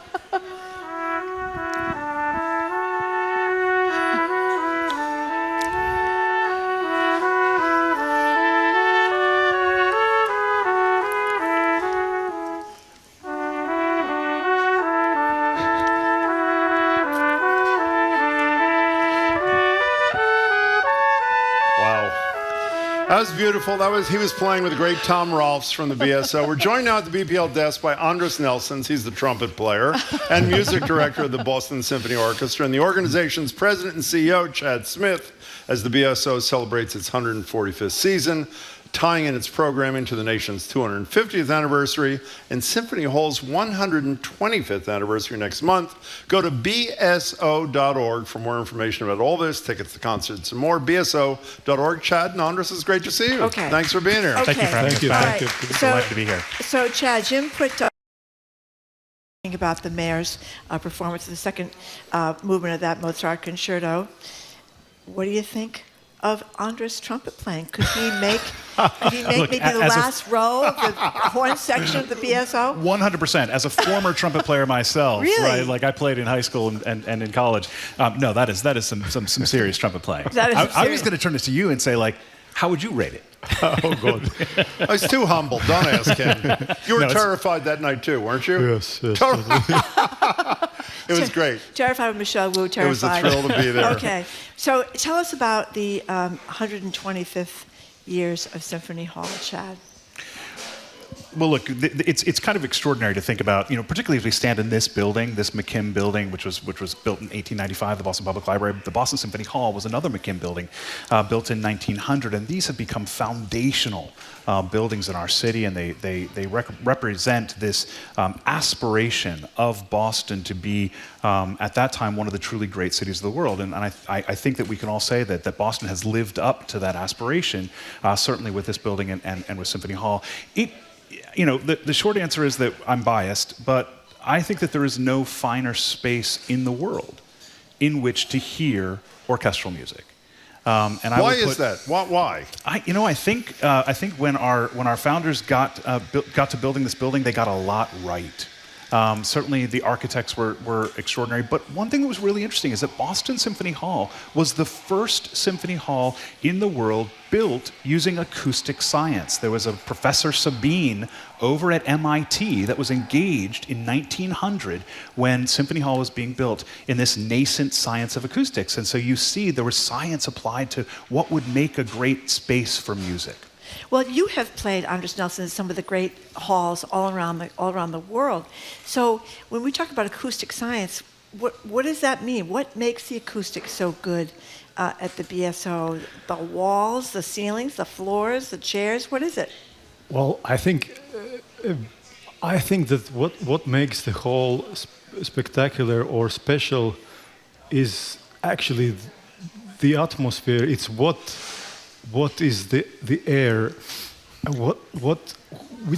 which people have been there, what is between the walls and under the hall. And I think I somehow think it's a combination of course of a science, of a great materials, but it's also something mystic. And that for example, if you now build a new hall, nobody can guarantee you and say, look, we are going to build the perfect hall which will be the best ever.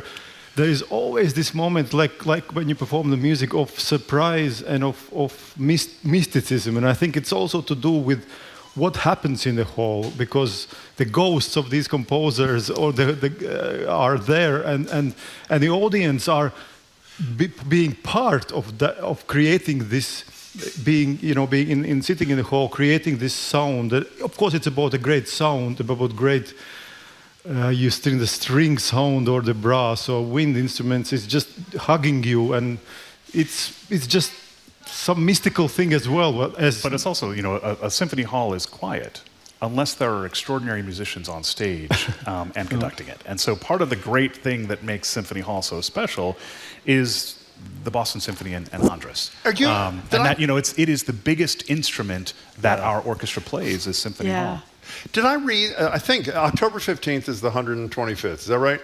Did I read that in the 9th, 10th, 11th, somewhere in there, you are performing the original concerts that were done in 1900 when the hall opened, is that correct?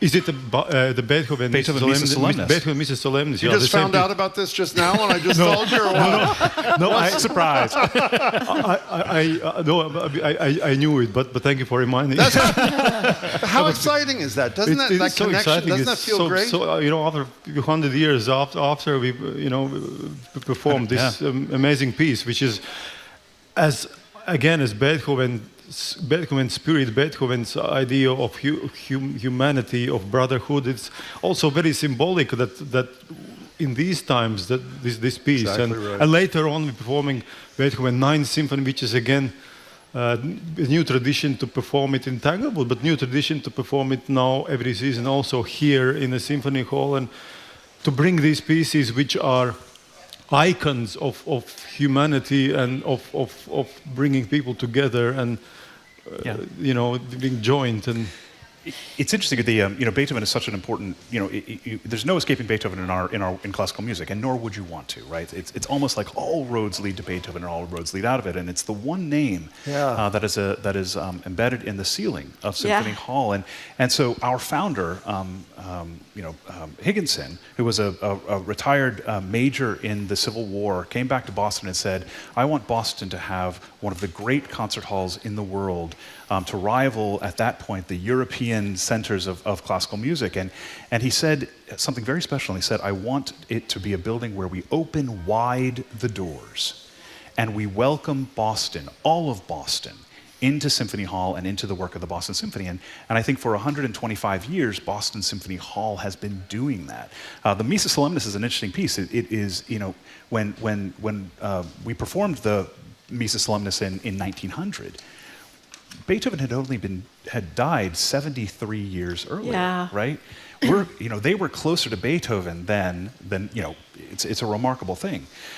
So Beethoven was still very much in everyone's minds. And so to go back and use that piece to re-celebrate, reconsecrate this building, I think is very special. You have won the BSO, and you have won many awards for performing Shostakovich. And I was thinking of him this week because he was very much under the thumb of Joseph Stalin. He was censored as, I think the Macbeth thing that was in the 1930s was censored, and he had to please the guy that ran the country then, who was a very ruthless guy, Joseph Stalin. I never thought of art getting censored in the United States, but we're seeing that happen right now in this country. What do you think about that? I think it's quite tragic, to be honest, because I grew up as a student, as a child, as a student in the Soviet Union, Soviet Latvia, where, like you said, there was no freedom of speech. There was certain, strong dictatorship, and then when the world, changed and we came out of it, and we saw that there is the democracy, there is a way of living in brotherhood together and in peace. And then we strongly believed in that, and we followed that dream, the so-called more American dream, when we wanted to go and study outside, to get information, to get a wider spectrum of things, and to experience this wonderful democratic way of living together.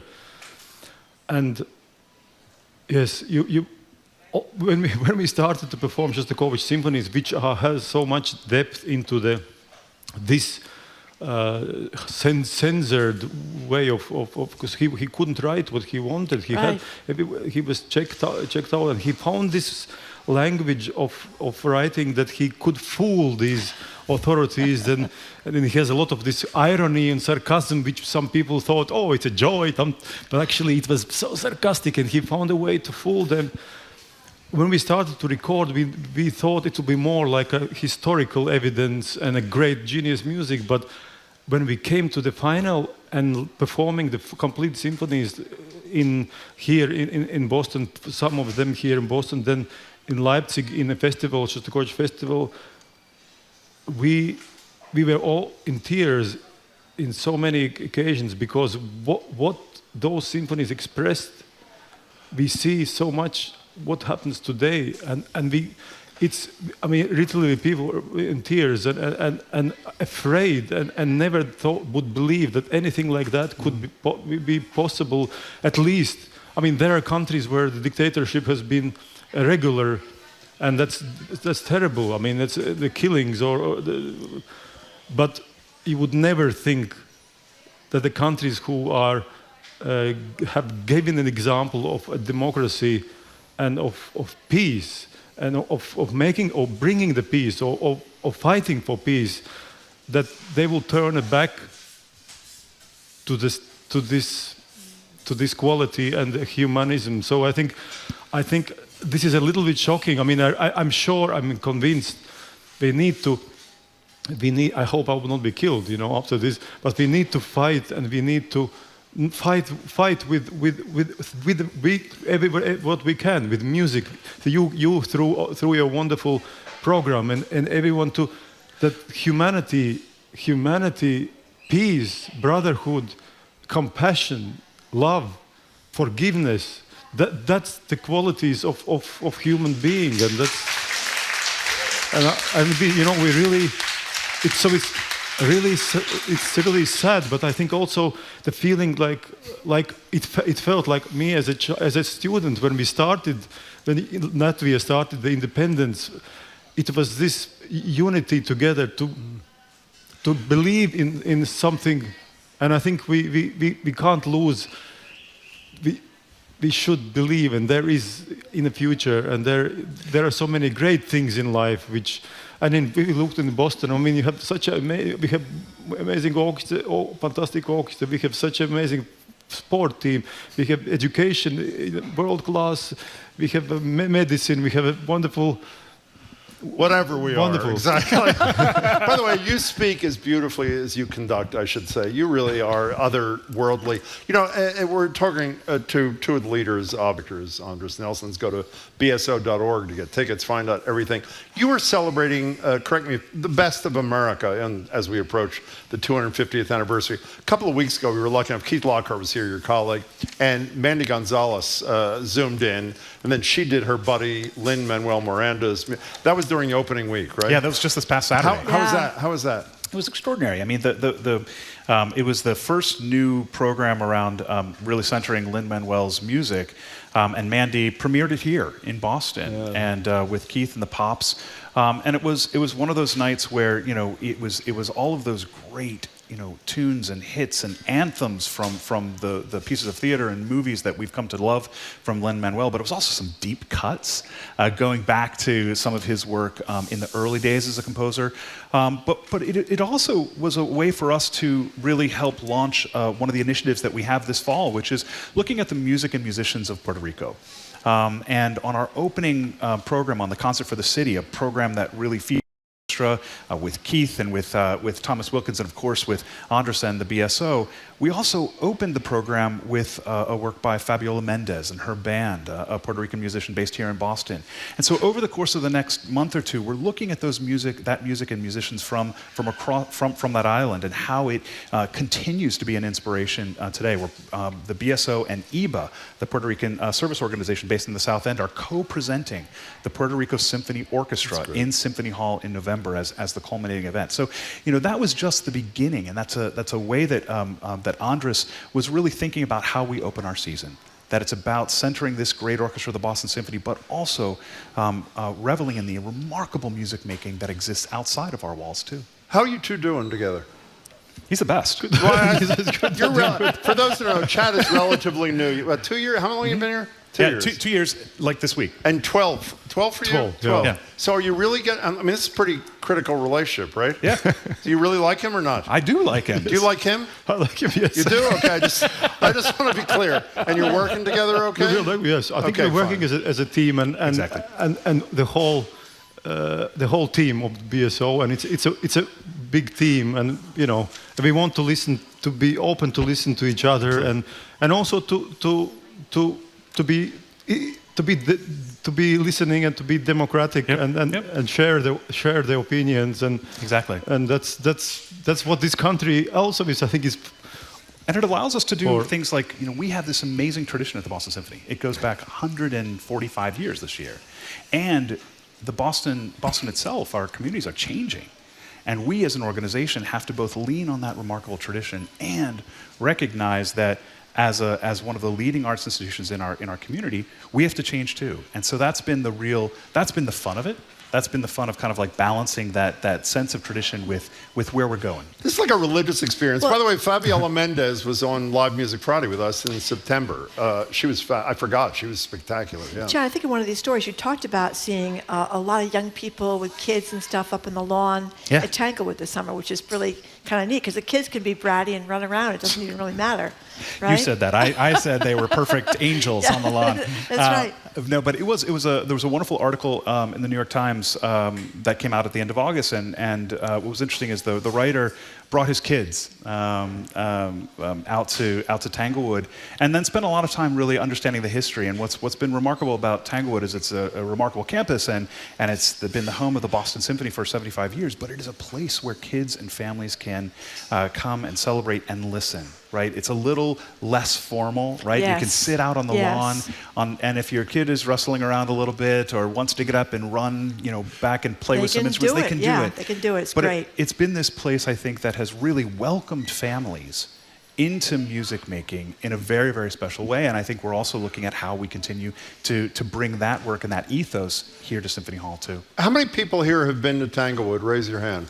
Wow. Maybe half. Wow. It is one of the... Do you feel that when you're place. conducting there and you're not in a hall, you're in this incredibly beautiful shed, and I've mentioned this to you many a time. The first time we went, when we did a show from there, it was raining, and at the same time we heard you and the orchestra, the rain was falling down on the shed. It was one of the most beautiful experiences I've ever had. Is it different for you when you're conducting in that physical atmosphere as opposed to the hall down the street? Well, there's something common, which is, of course, when you conduct in every place, that the connection with the orchestra and audience is equally happening anyway. But of course, here, conducting in this, and you can see the nature, and you see the people sitting alone, and you hear the songs of the birds, and in some occasions even the bears are part of the audience time to time, because they like the ice cream, so they are. Yeah, that'll get people there, Andris. Go ahead. So that's a good selling point. Go ahead. And it is. I think it shows how close actually music is to nature. Because when you think of Beethoven's the Pastoral Symphony, or any music which is Mahler symphonies, which is inspired by nature, so there, conducting there, you kind of more and more realize how close music is to nature. And sometimes it's thunder and rain. We performed the Wagner's Valkyrie, pom pom pom pom pom tim tum tum, and it was starting the rain and the thunder, and it's really. So it's a part of the... An anonymous texter says, concerning what Andris said a few minutes ago, it's the first time I'm crying while listening to the show. So you had an effect on people, Andris. Andris, can we talk about another part of your life? Taekwondo in Central Square. Yes. By the way, if you know Andris, he's about half what he used to be. I don't mean in terms of talent. I mean in terms of what he used to be. You just second degree belt. You just won. Yeah, I've been since last year second degree black belt. Yeah. What effect does that have on your profession? Does it? It's I always was interested in martial arts, not so much as a thing where you can fight or kick somebody, but more as an art form as well. You have these movements, and you, from one side, it's an art of many years. It's also, you think about your body, your breathing, your posture, and your inner world. You can meditation a little bit. You calm down, and then you become more self-disciplined in certain diet or whatever. I think I've been really blessed. I have a wonderful grandmaster, Dan Chang, who is every morning. This morning was last time. Every morning I go for an hour with him to work out, and I think it's a wonderful addition to. I think we are. God has created us with, of course, with our brain, with our soul, but also He has given the body. And I think I don't think ever that's the most important thing. But we have certain discipline to just to take care also about our to use some perfume time to time, to have some workout to get your body. So you can do more and much better with your brain. Got it. Absolutely. And Taekwondo does it for me, and I think it does for so many people here. Fabulous. I have to ask you one question before you go. We've talked about Wagner and Beethoven and Mahler and Shostakovich. Joni Mitchell, I see there's going to be some Rhapsody on a theme by Joni Mitchell when the Andris returns to the BSO in January with your principal flute player, Lorna McGee. I don't often think of Joni Andris Mitchell. probably doesn't know about this either. So let's find out if Chad has any idea what we're talking about. I think it's correct. Go ahead, I Chad. read it. Yes, indeed. There's a piece that is that's been written inspired by the music of Joni Mitchell, and it's featuring. Oh, wow. Yeah, so it's not by Joni Mitchell. It's a piece that's inspired by the music of Joni Mitchell, and it features our new principal flutist as a soloist. Oh, that sounds and it's wonderful. on a program in January. What's really interesting is we're doing a focus over many years called E Pluribus Unum, which is the way that we're trying to understand what the American experience is, one piece, one artist, one concert program at a time. And so in January, we're going to be looking at a lot of different pieces that help us understand the American experience. John Williams' Piano Concerto, Samuel Barber's Great American Opera, Vanessa, which Andris is doing, some commissioned pieces, including this piece by Joni Mitchell about the music of Joni Mitchell. So lots of ways that we're, as an institution, going to try to celebrate or understand or interrogate what it means to be American, what it means to kind of explore American music. Can I end like I end every time you're here? Because Mayor Wu said it better. If people haven't been to Symphony Hall, oh my gosh, it is an experience unlike anything else. You can listen to the music, and it's always beautiful. You've won a bucket of Grammys for your Shostakovich work. But being there in the room and seeing the players and seeing Andris and getting the feel of your fellow audience members is moving as anything I've ever experienced. So I know I speak for Marjorie. We really urge you to go to bso.org and check out a concert shout out, this I mentioned fall. this to Chad before, the children's, That's great. Look on the website. That was where they find out about the children's events. The children's concerts, yeah. Yeah, they're really inexpensive. Absolutely. They're wonderful, and you have a lot of space around you, and you can go with kids 3 and 4 and 5 years old. Absolutely. And kids Didn't you go with your grandkid? I did, and she sat there. It was unbelievable. She sat there transfixed, and That's she was great. only 3 years old. So it's a wonderful event. They get to play the They instruments. do. There's an instrument petting zoo. So Yeah. come on.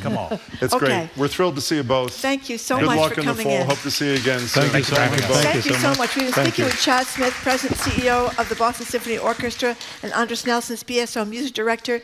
BSO.org for tickets to concerts and more. Again, BSO.org.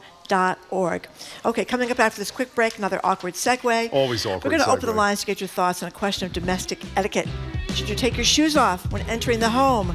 Weigh in next. I'm Marjorie Egan. He's Jim Browdy. Listening to Boston Public Radio on 89.7 GBH live from the Boston Public Library, streaming at youtube.com/GBH News.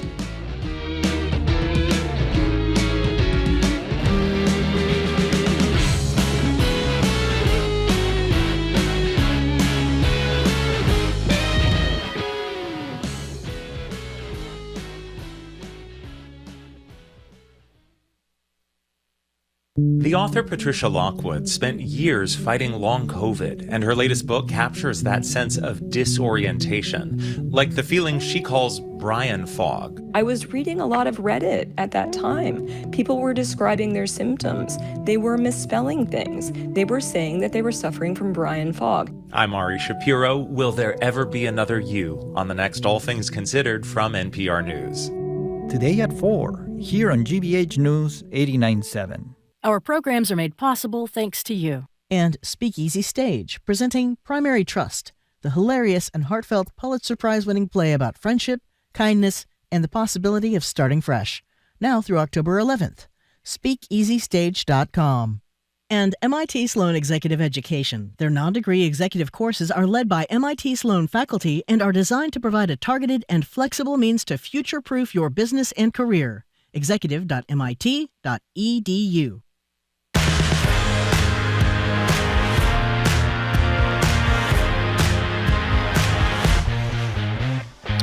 Welcome back to BPR. Jim Browdy and Marjorie Egan live at the library, streaming at youtube.com/GBH News. We're back here again tomorrow and Friday on September 30th. Governor's here 11 to 12 at the BPL. Before we start with this, whether you take your shoe off segment, we were celebrating the fact that ABC allowed Jimmy Kimmel back on the air tonight. The tempering thing is Sinclair, which is the largest owner of ABC stations. They have 38. Very conservative. Including WJLA, and Nexstar, which operates 28 ABC affiliates, 66 between them, will not be running Kimmel. And by the way, our celebration is not about whether you love or hate Jimmy Kimmel, but because his speech is being allowed as it should be and not crushed by Donald Trump and the head of the FCC.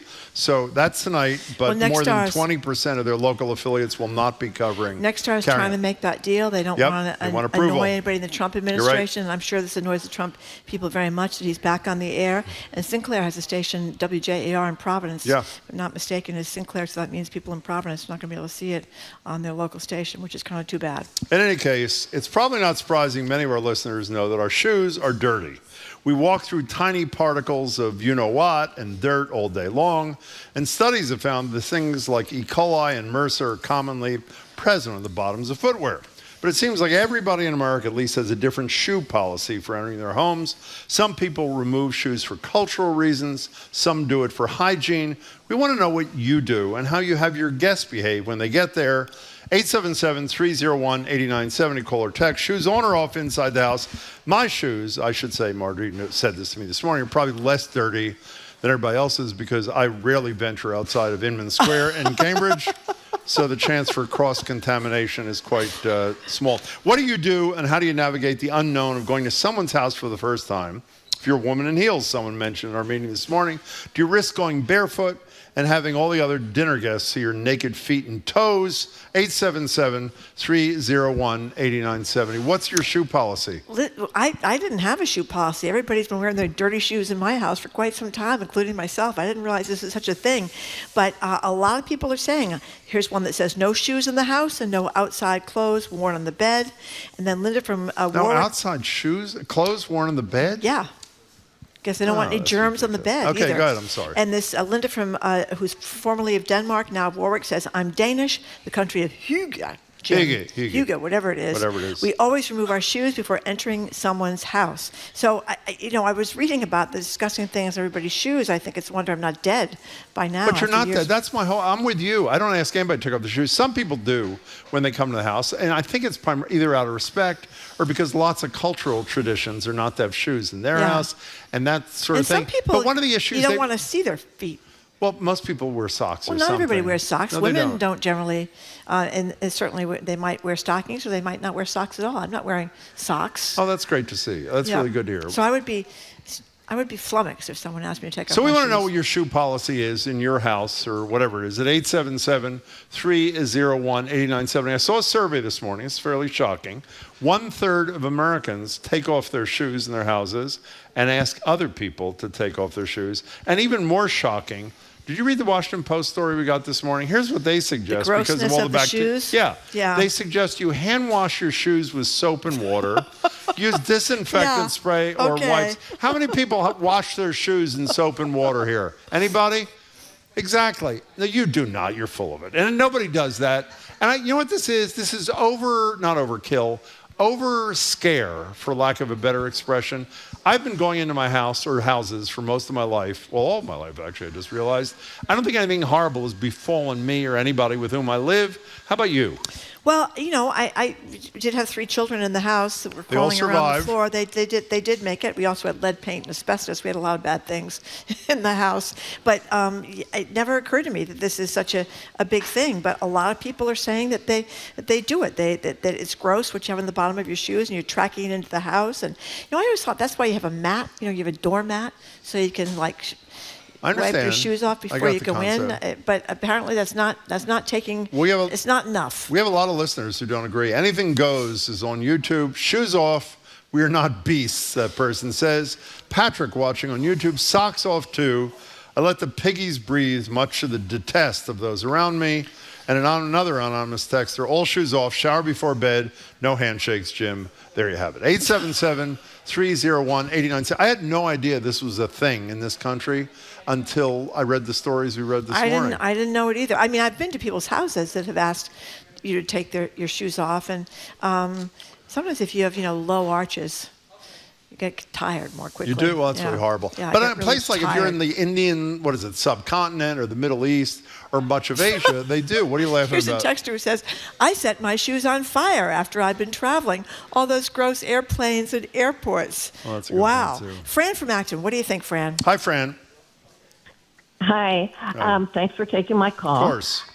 Personally, I think it's absolutely ridiculous to have to take your shoes off before going into the house, unless has been muddy or snowy or, wet outside and you don't want to track that through the house, unless you eat your food on the floor, what's the big deal? And also, if you happen to have a dog, think of what the dog has been walking through. That's true. That's a lot grosser, most likely, than what you have walked through. So I think, to have to take your shoes off is, unless weather conditions warrant it, I think it's absolutely crazy. Fran, that was an incredibly well thought out first call. Thank you for sharing that with us. We appreciate it. We have a house in Vermont where the roads are dirt. We have a basket of slippers in our mudroom, and guests take a pair when they walk in. Do you have slippers in your house? I do. How great are slippers? I love slippers. Do you love slippers? I do. Do you buy high quality slippers? I do. See, my attitude about slippers, since you asked, is you should spend the extra money. Yeah. Not only because you're going to have them for a What kind of high quality while. slippers do you have? LL Bean, despite the fact the former head of LL Bean loves you-know-who, but I overcame that. I think she's gone or dead or not in the business anymore. Okay. But in any case, what do you mean okay? I'm not done about, you have Bombas with the little rubber soles kind of thing? Rubber soles kind Those of aren't thing. cheap, That's right. Well, that's because they give away a pair for everyone you buy. I understand At least that. they claim they They've do. said that, I hope right. that's really true. Okay, and somebody says, out, shoes off for comfort. I let guests do what that makes them feel comfortable, though. And that's part of it, too. If you're going to ask people to take their shoes off, you probably should do what these people do, have slippers there or socks or something. Yeah. I think a lot of people, especially men, you don't really want to see their feet. No, you don't want to see their feet. Betsy in Nashua says, I leave my shoes on, I just pop 2 Tylenol, problem solved. And on a related note, another texter, acetaminophen, or as Trump calls it, is the cause of germy let's shoes. See how we say that. Can we hear it one more time, please? I said, let's see how we say that. Thank you, President Trump there, yes. Marjorie, what if you have Morton's toe, asked a texter? We're not going to start. We're really not going to start people this. Take their shoes off. Explain what Morton's toe is. No, I don't. Toe. Explain. First of all, if I did, it's bigger than his big toe. Oh my God. That's why he never takes it. First of all, I don't have it. That's Secondly, why if I he's did never have it, taken it his doesn't shoes matter. off. Doesn't matter. Doesn't matter. Is that like a criticism? A lot of people here have Morton's toe. Do you criticize them? It's just something that I had fun with, like I Dickies don't have it. and Harriet Heinemann. Okay, fine. Makes my day. Charles in Hi, Charles. Randolph, you are next, thankfully, on BPR. Welcome to the show. Hi. Hi, first-time caller. Been listening for a while. Fabulous. Thank you. I lived in New York City, as you did, for 10 years. Yep. My friend from D.C. was visiting me for a weekend. We were supposed to go out to a event for that night on a Saturday night. So I have only one rule: no shoes in the park. Because New York City, there's dead rats, there's everything. Throw up. Dead rats. They're like, yeah, exactly. So we came in from an event in the afternoon. Yeah.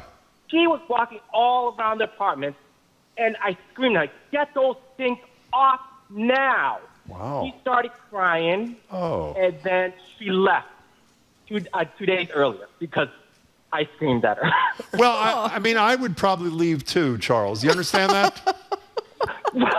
Well, I had friends who smoked in my apartment, which was fine, and they broke things because they were drunk. That's incredible. But I didn't yell at them, but they know I only have one rule. Yeah, what is it? No shoes No in shoes, the house. yeah. You may need some different friends there too, Charles. Think about it. Call us back. Thank you for your first call. We appreciate that. Yeah. Thank you very much. Yeah, Here's maybe. Nicole. I can't believe this is true. This is our coworker, Nicole. I don't know why Jim doesn't believe me. I wash my shoes every 2 years, and I clean my dog's paws, so no shoes in the house. Who cleans their dog's paws before they come into the house? Who does that besides Nicole? Only when I'm walking in the salt, when the salt. Well, then you got to do it then to you gotta protect it. do But that's not about dirt. That's about pain for the animal, right? Yeah.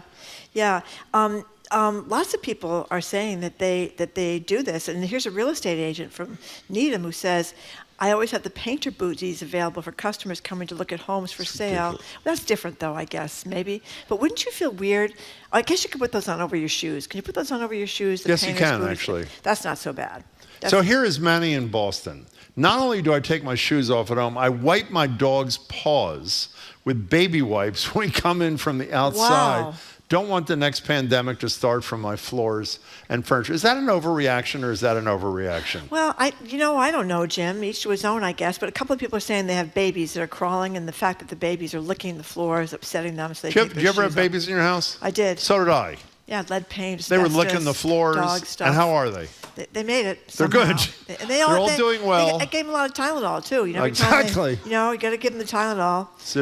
But I guess we're not supposed to do that. Let's go to Brendan. I think it's Brendan in Portland. Hi, Brendan. How are you?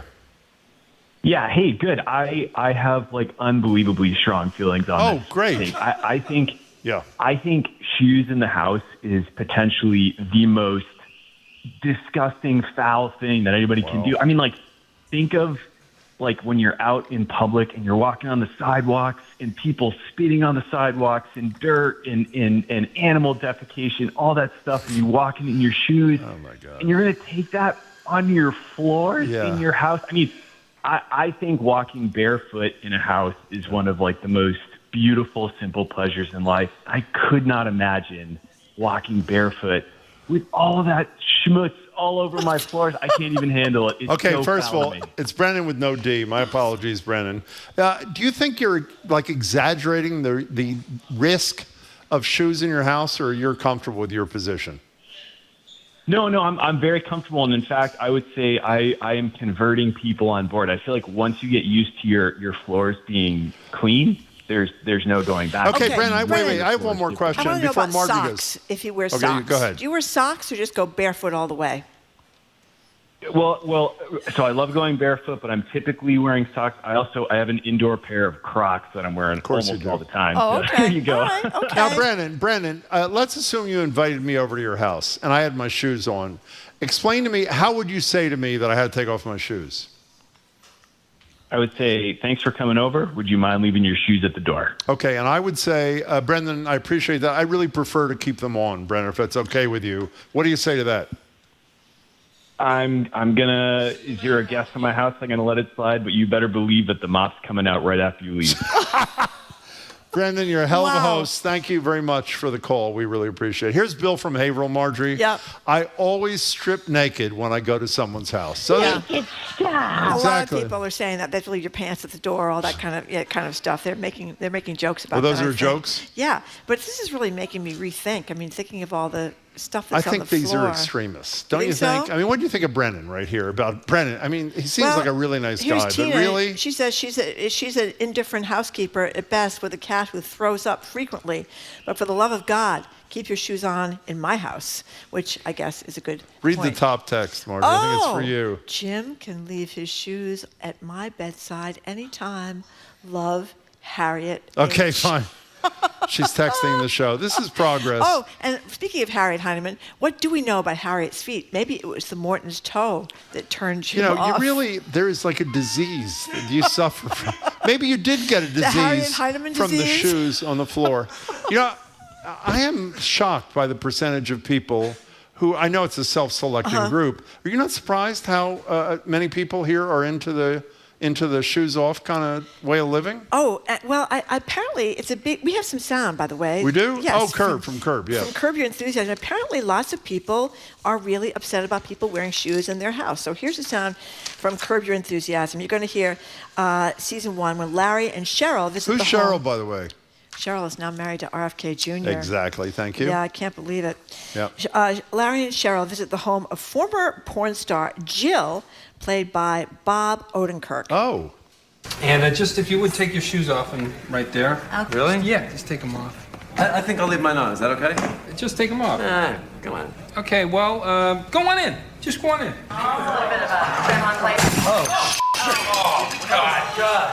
Oh, I'm so sorry. Oh, God. Sit down. Everyone sit down. Stay there. There's glass on the floor. No one move. But it doesn't really affect you, does it, Larry, the glass on the floor? No, because you're wearing your f***ing shoes in my house. When you walk through my door, you play by my rules. You take off your f***ing shoes. That's like Brennan a couple of minutes ago. By the way, an anonymous texter says, "Marry me, Brennan." So obviously there are some people who share Brennan's worldview in terms of the shoe experience. Well, you also feel bad. If everybody else has their shoes off, you feel like you're really being obnoxious if you don't take your shoes off. Can I ask you a got to have question? something by the door. That's the thing. You need something by the door. Exactly. Either the Crocs or the booties. the painter's booty Give things. away Bombas if you're really Yeah, that's generous right. and Or rolling the dough. little socks. How do you feel when you see Cheryl Hines with RFK Jr.? I know it's an unfair question. I don't understand. What happened What to happened? her. What He looks happened like to her? he's going to explode. He does. And apparently he does explode at his employees. We heard from the woman from the head of the CDC talking about how he was screaming at her. And you could see it. You could see it. He looks on edge. Rachel from Dorchester, thank you for calling. Hi, Rachel. Hi, everyone. First time, long time. Wow. Thank you. It's a pleasure to have you, Rachel. So I do whatever, when I'm visiting someone else's home, I do whatever makes them happy. Good. But this is how I feel in general about germs related to shoes in the house and lots of other things. Please. And hopefully this is true so that you'll take a call from me again sometime. Okay. But I'm sure you'll fact check. So Okay. my understanding is that there was some kind of an institution or institutions after World War II on either side of the border in two countries. And one of the institutions, it was a hospital or a school, was using lots of disinfectant. Yeah. And the other one was not. Yeah. And the place where they weren't using disinfectant, everyone was much healthier. So my general feeling is the more germs, the healthier everyone is. Well, you're nodding. Do you know the story? That's like the old first day at kindergarten or the daycare thing. You know, if you ever work in a daycare, the first 2 weeks you're there, you're sick constantly from the colds, and then you become immune. You're not sick anymore. I think you had that with teachers or kids at the beginning of kindergarten. So I think you build up a kind of a tolerance to a lot of germs. I think there's something to that. Or the idea that one of the problems with kids today, they don't spend enough time with their hands in the dirt because, the worms and the ants and everything else are in there. So I don't know enough about that study, Rachel, but I think there's something to it. If you get exposed to more different germs, you build up a Rachel, a we just had a tolerance. secret vote. We will allow you back for a second call. Thank you very much. It was an excellent start to your participation. What is that? Thank you. Anonymous texter What? says, I can't believe I'm don't- actually agreeing with Jim on anything, but Marjorie is sick. Harry Heineman, the shot putter, has Morton's toe now. Where does it end? Exactly. You know what's unbelievable? By the way, I just want to say this. I would not have said this on the air had you not read that. Marjorie, every time I want to do one of my favorite segments from another year, it was a year ago, Marjorie at our staff meeting complains, oh, we just did that a year ago. Let's not do it. You mention this woman every day. Not only do you mention her every day, you lie about her every day. And look at you. And you're laughing like a hyena. I know. So why is that I don't okay? know. And it's not okay if I do white or colored lights once a year on the show. Really? Once a year? Because we've been working together for a long time, Jim. I mean, I have nothing more to say about the battle between white and colored lights. It's an evolving debate. We've done it like 40 times. We've done Harriet Heineman, so to speak. Actually, No, let's take that back. No, actually, that is not true. We were both 13. Let's move on. Okay. Debbie in Gloucester. We're looking for her. We're looking for her desperately. Nicole is allegedly Yes. looking for her. Debbie in Gloucester, thank Hi, you for Debbie. calling. What's your deal? Shoes. Hi. Hi. I'm first of all first-time caller. Wow. Listen to your show all the time. Another Love one. public radio. You're terrific. I've never called before. We but appreciate this is how strongly I feel about shoes Apparently. that I wanted to call in. Yeah. So I'm Croatian in background. 5 years old when I came over. Might have something to do with the farming community that my family came from. Oh, but yeah, that's a shoes good always point. Good point. Yeah, shoes always got left at the door because they were always dirty. Sure. So when we moved to the U.S., we continued that tradition. Now, on top of that, I have a dog whose paws get wiped every time. That's unbelievable. When she comes in, it's very easy to do. She's trained now to sit, give me a paw. I have wipes at the door. I take a wipe each paw. She turns around for me, lets me do the back paws.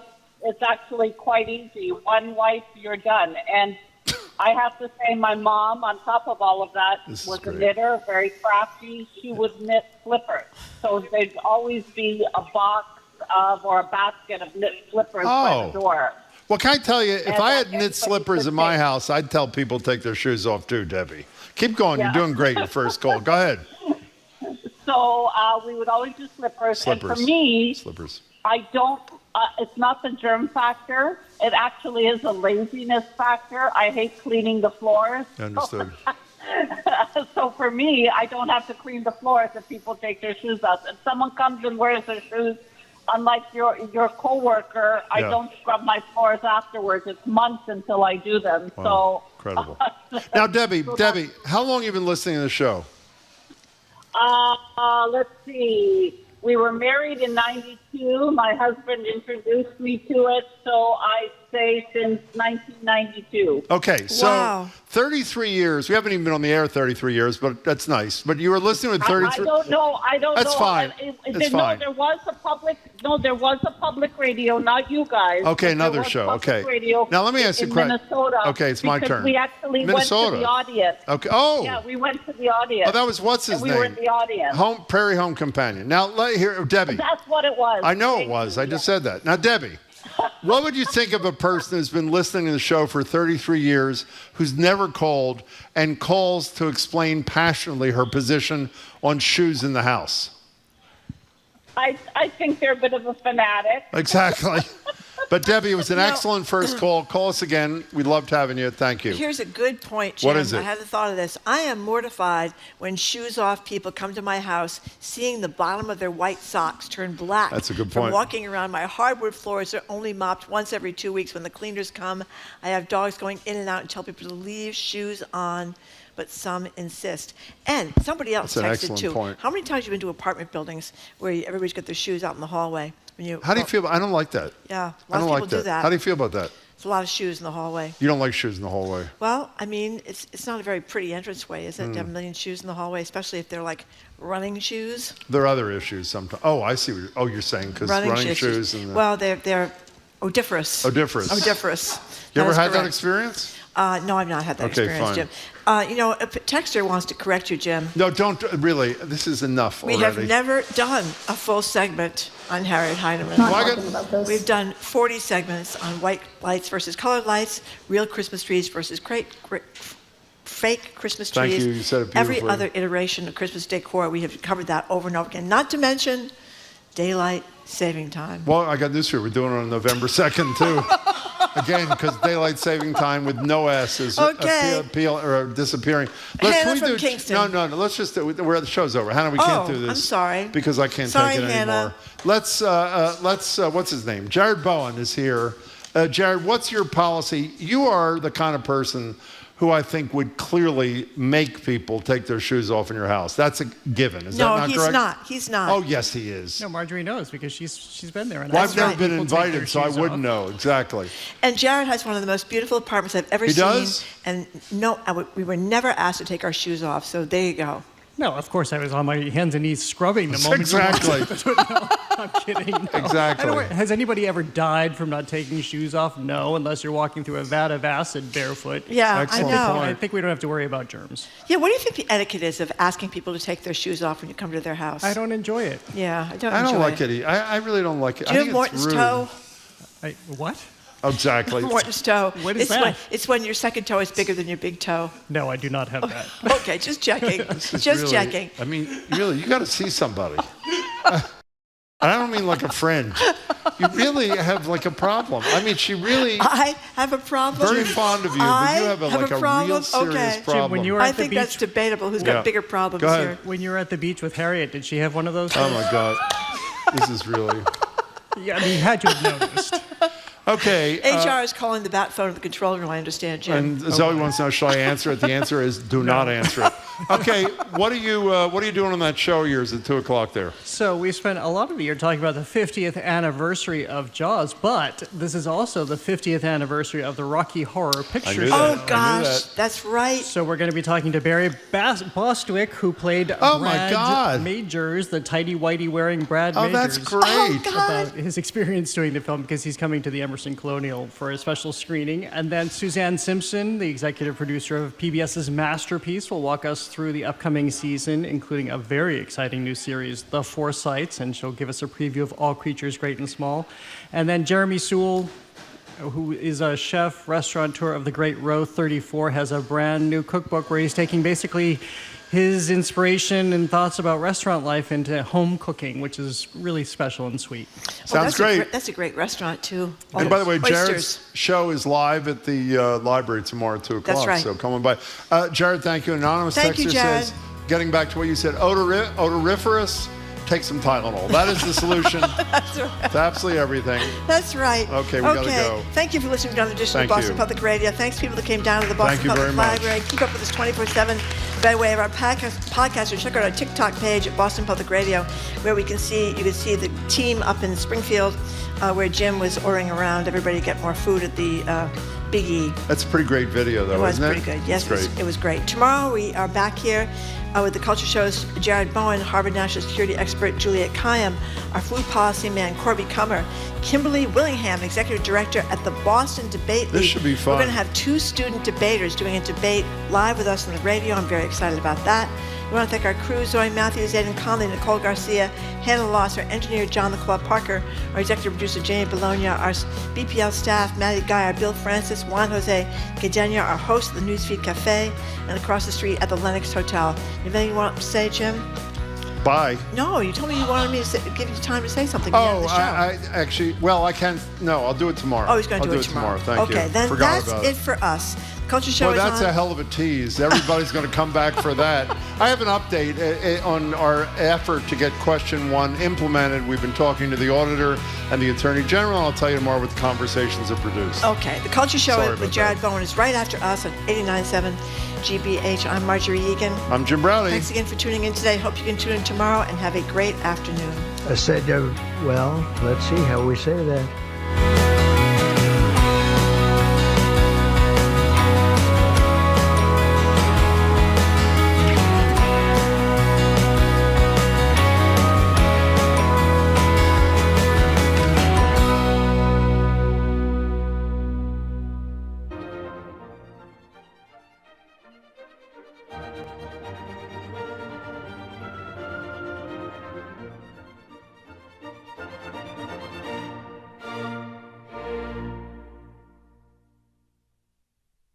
Schubert's Fifth Symphony with Claudio Abbado conducting the Chamber Orchestra of Europe. Tomorrow on GBH2, Nova traces the origins of Homo sapiens in an exciting 5-part series that follows our ancestors as they go global and shape the world we know today. Human continues tomorrow at 9 on GBH2. Classical Radio Boston is WCRB-FM 99.5 HD1 Lowell, Boston, WGBH-FM HD2 Boston, WCAI-FM HD2 Woods Hole, WJMF-FM HD1 Smithfield,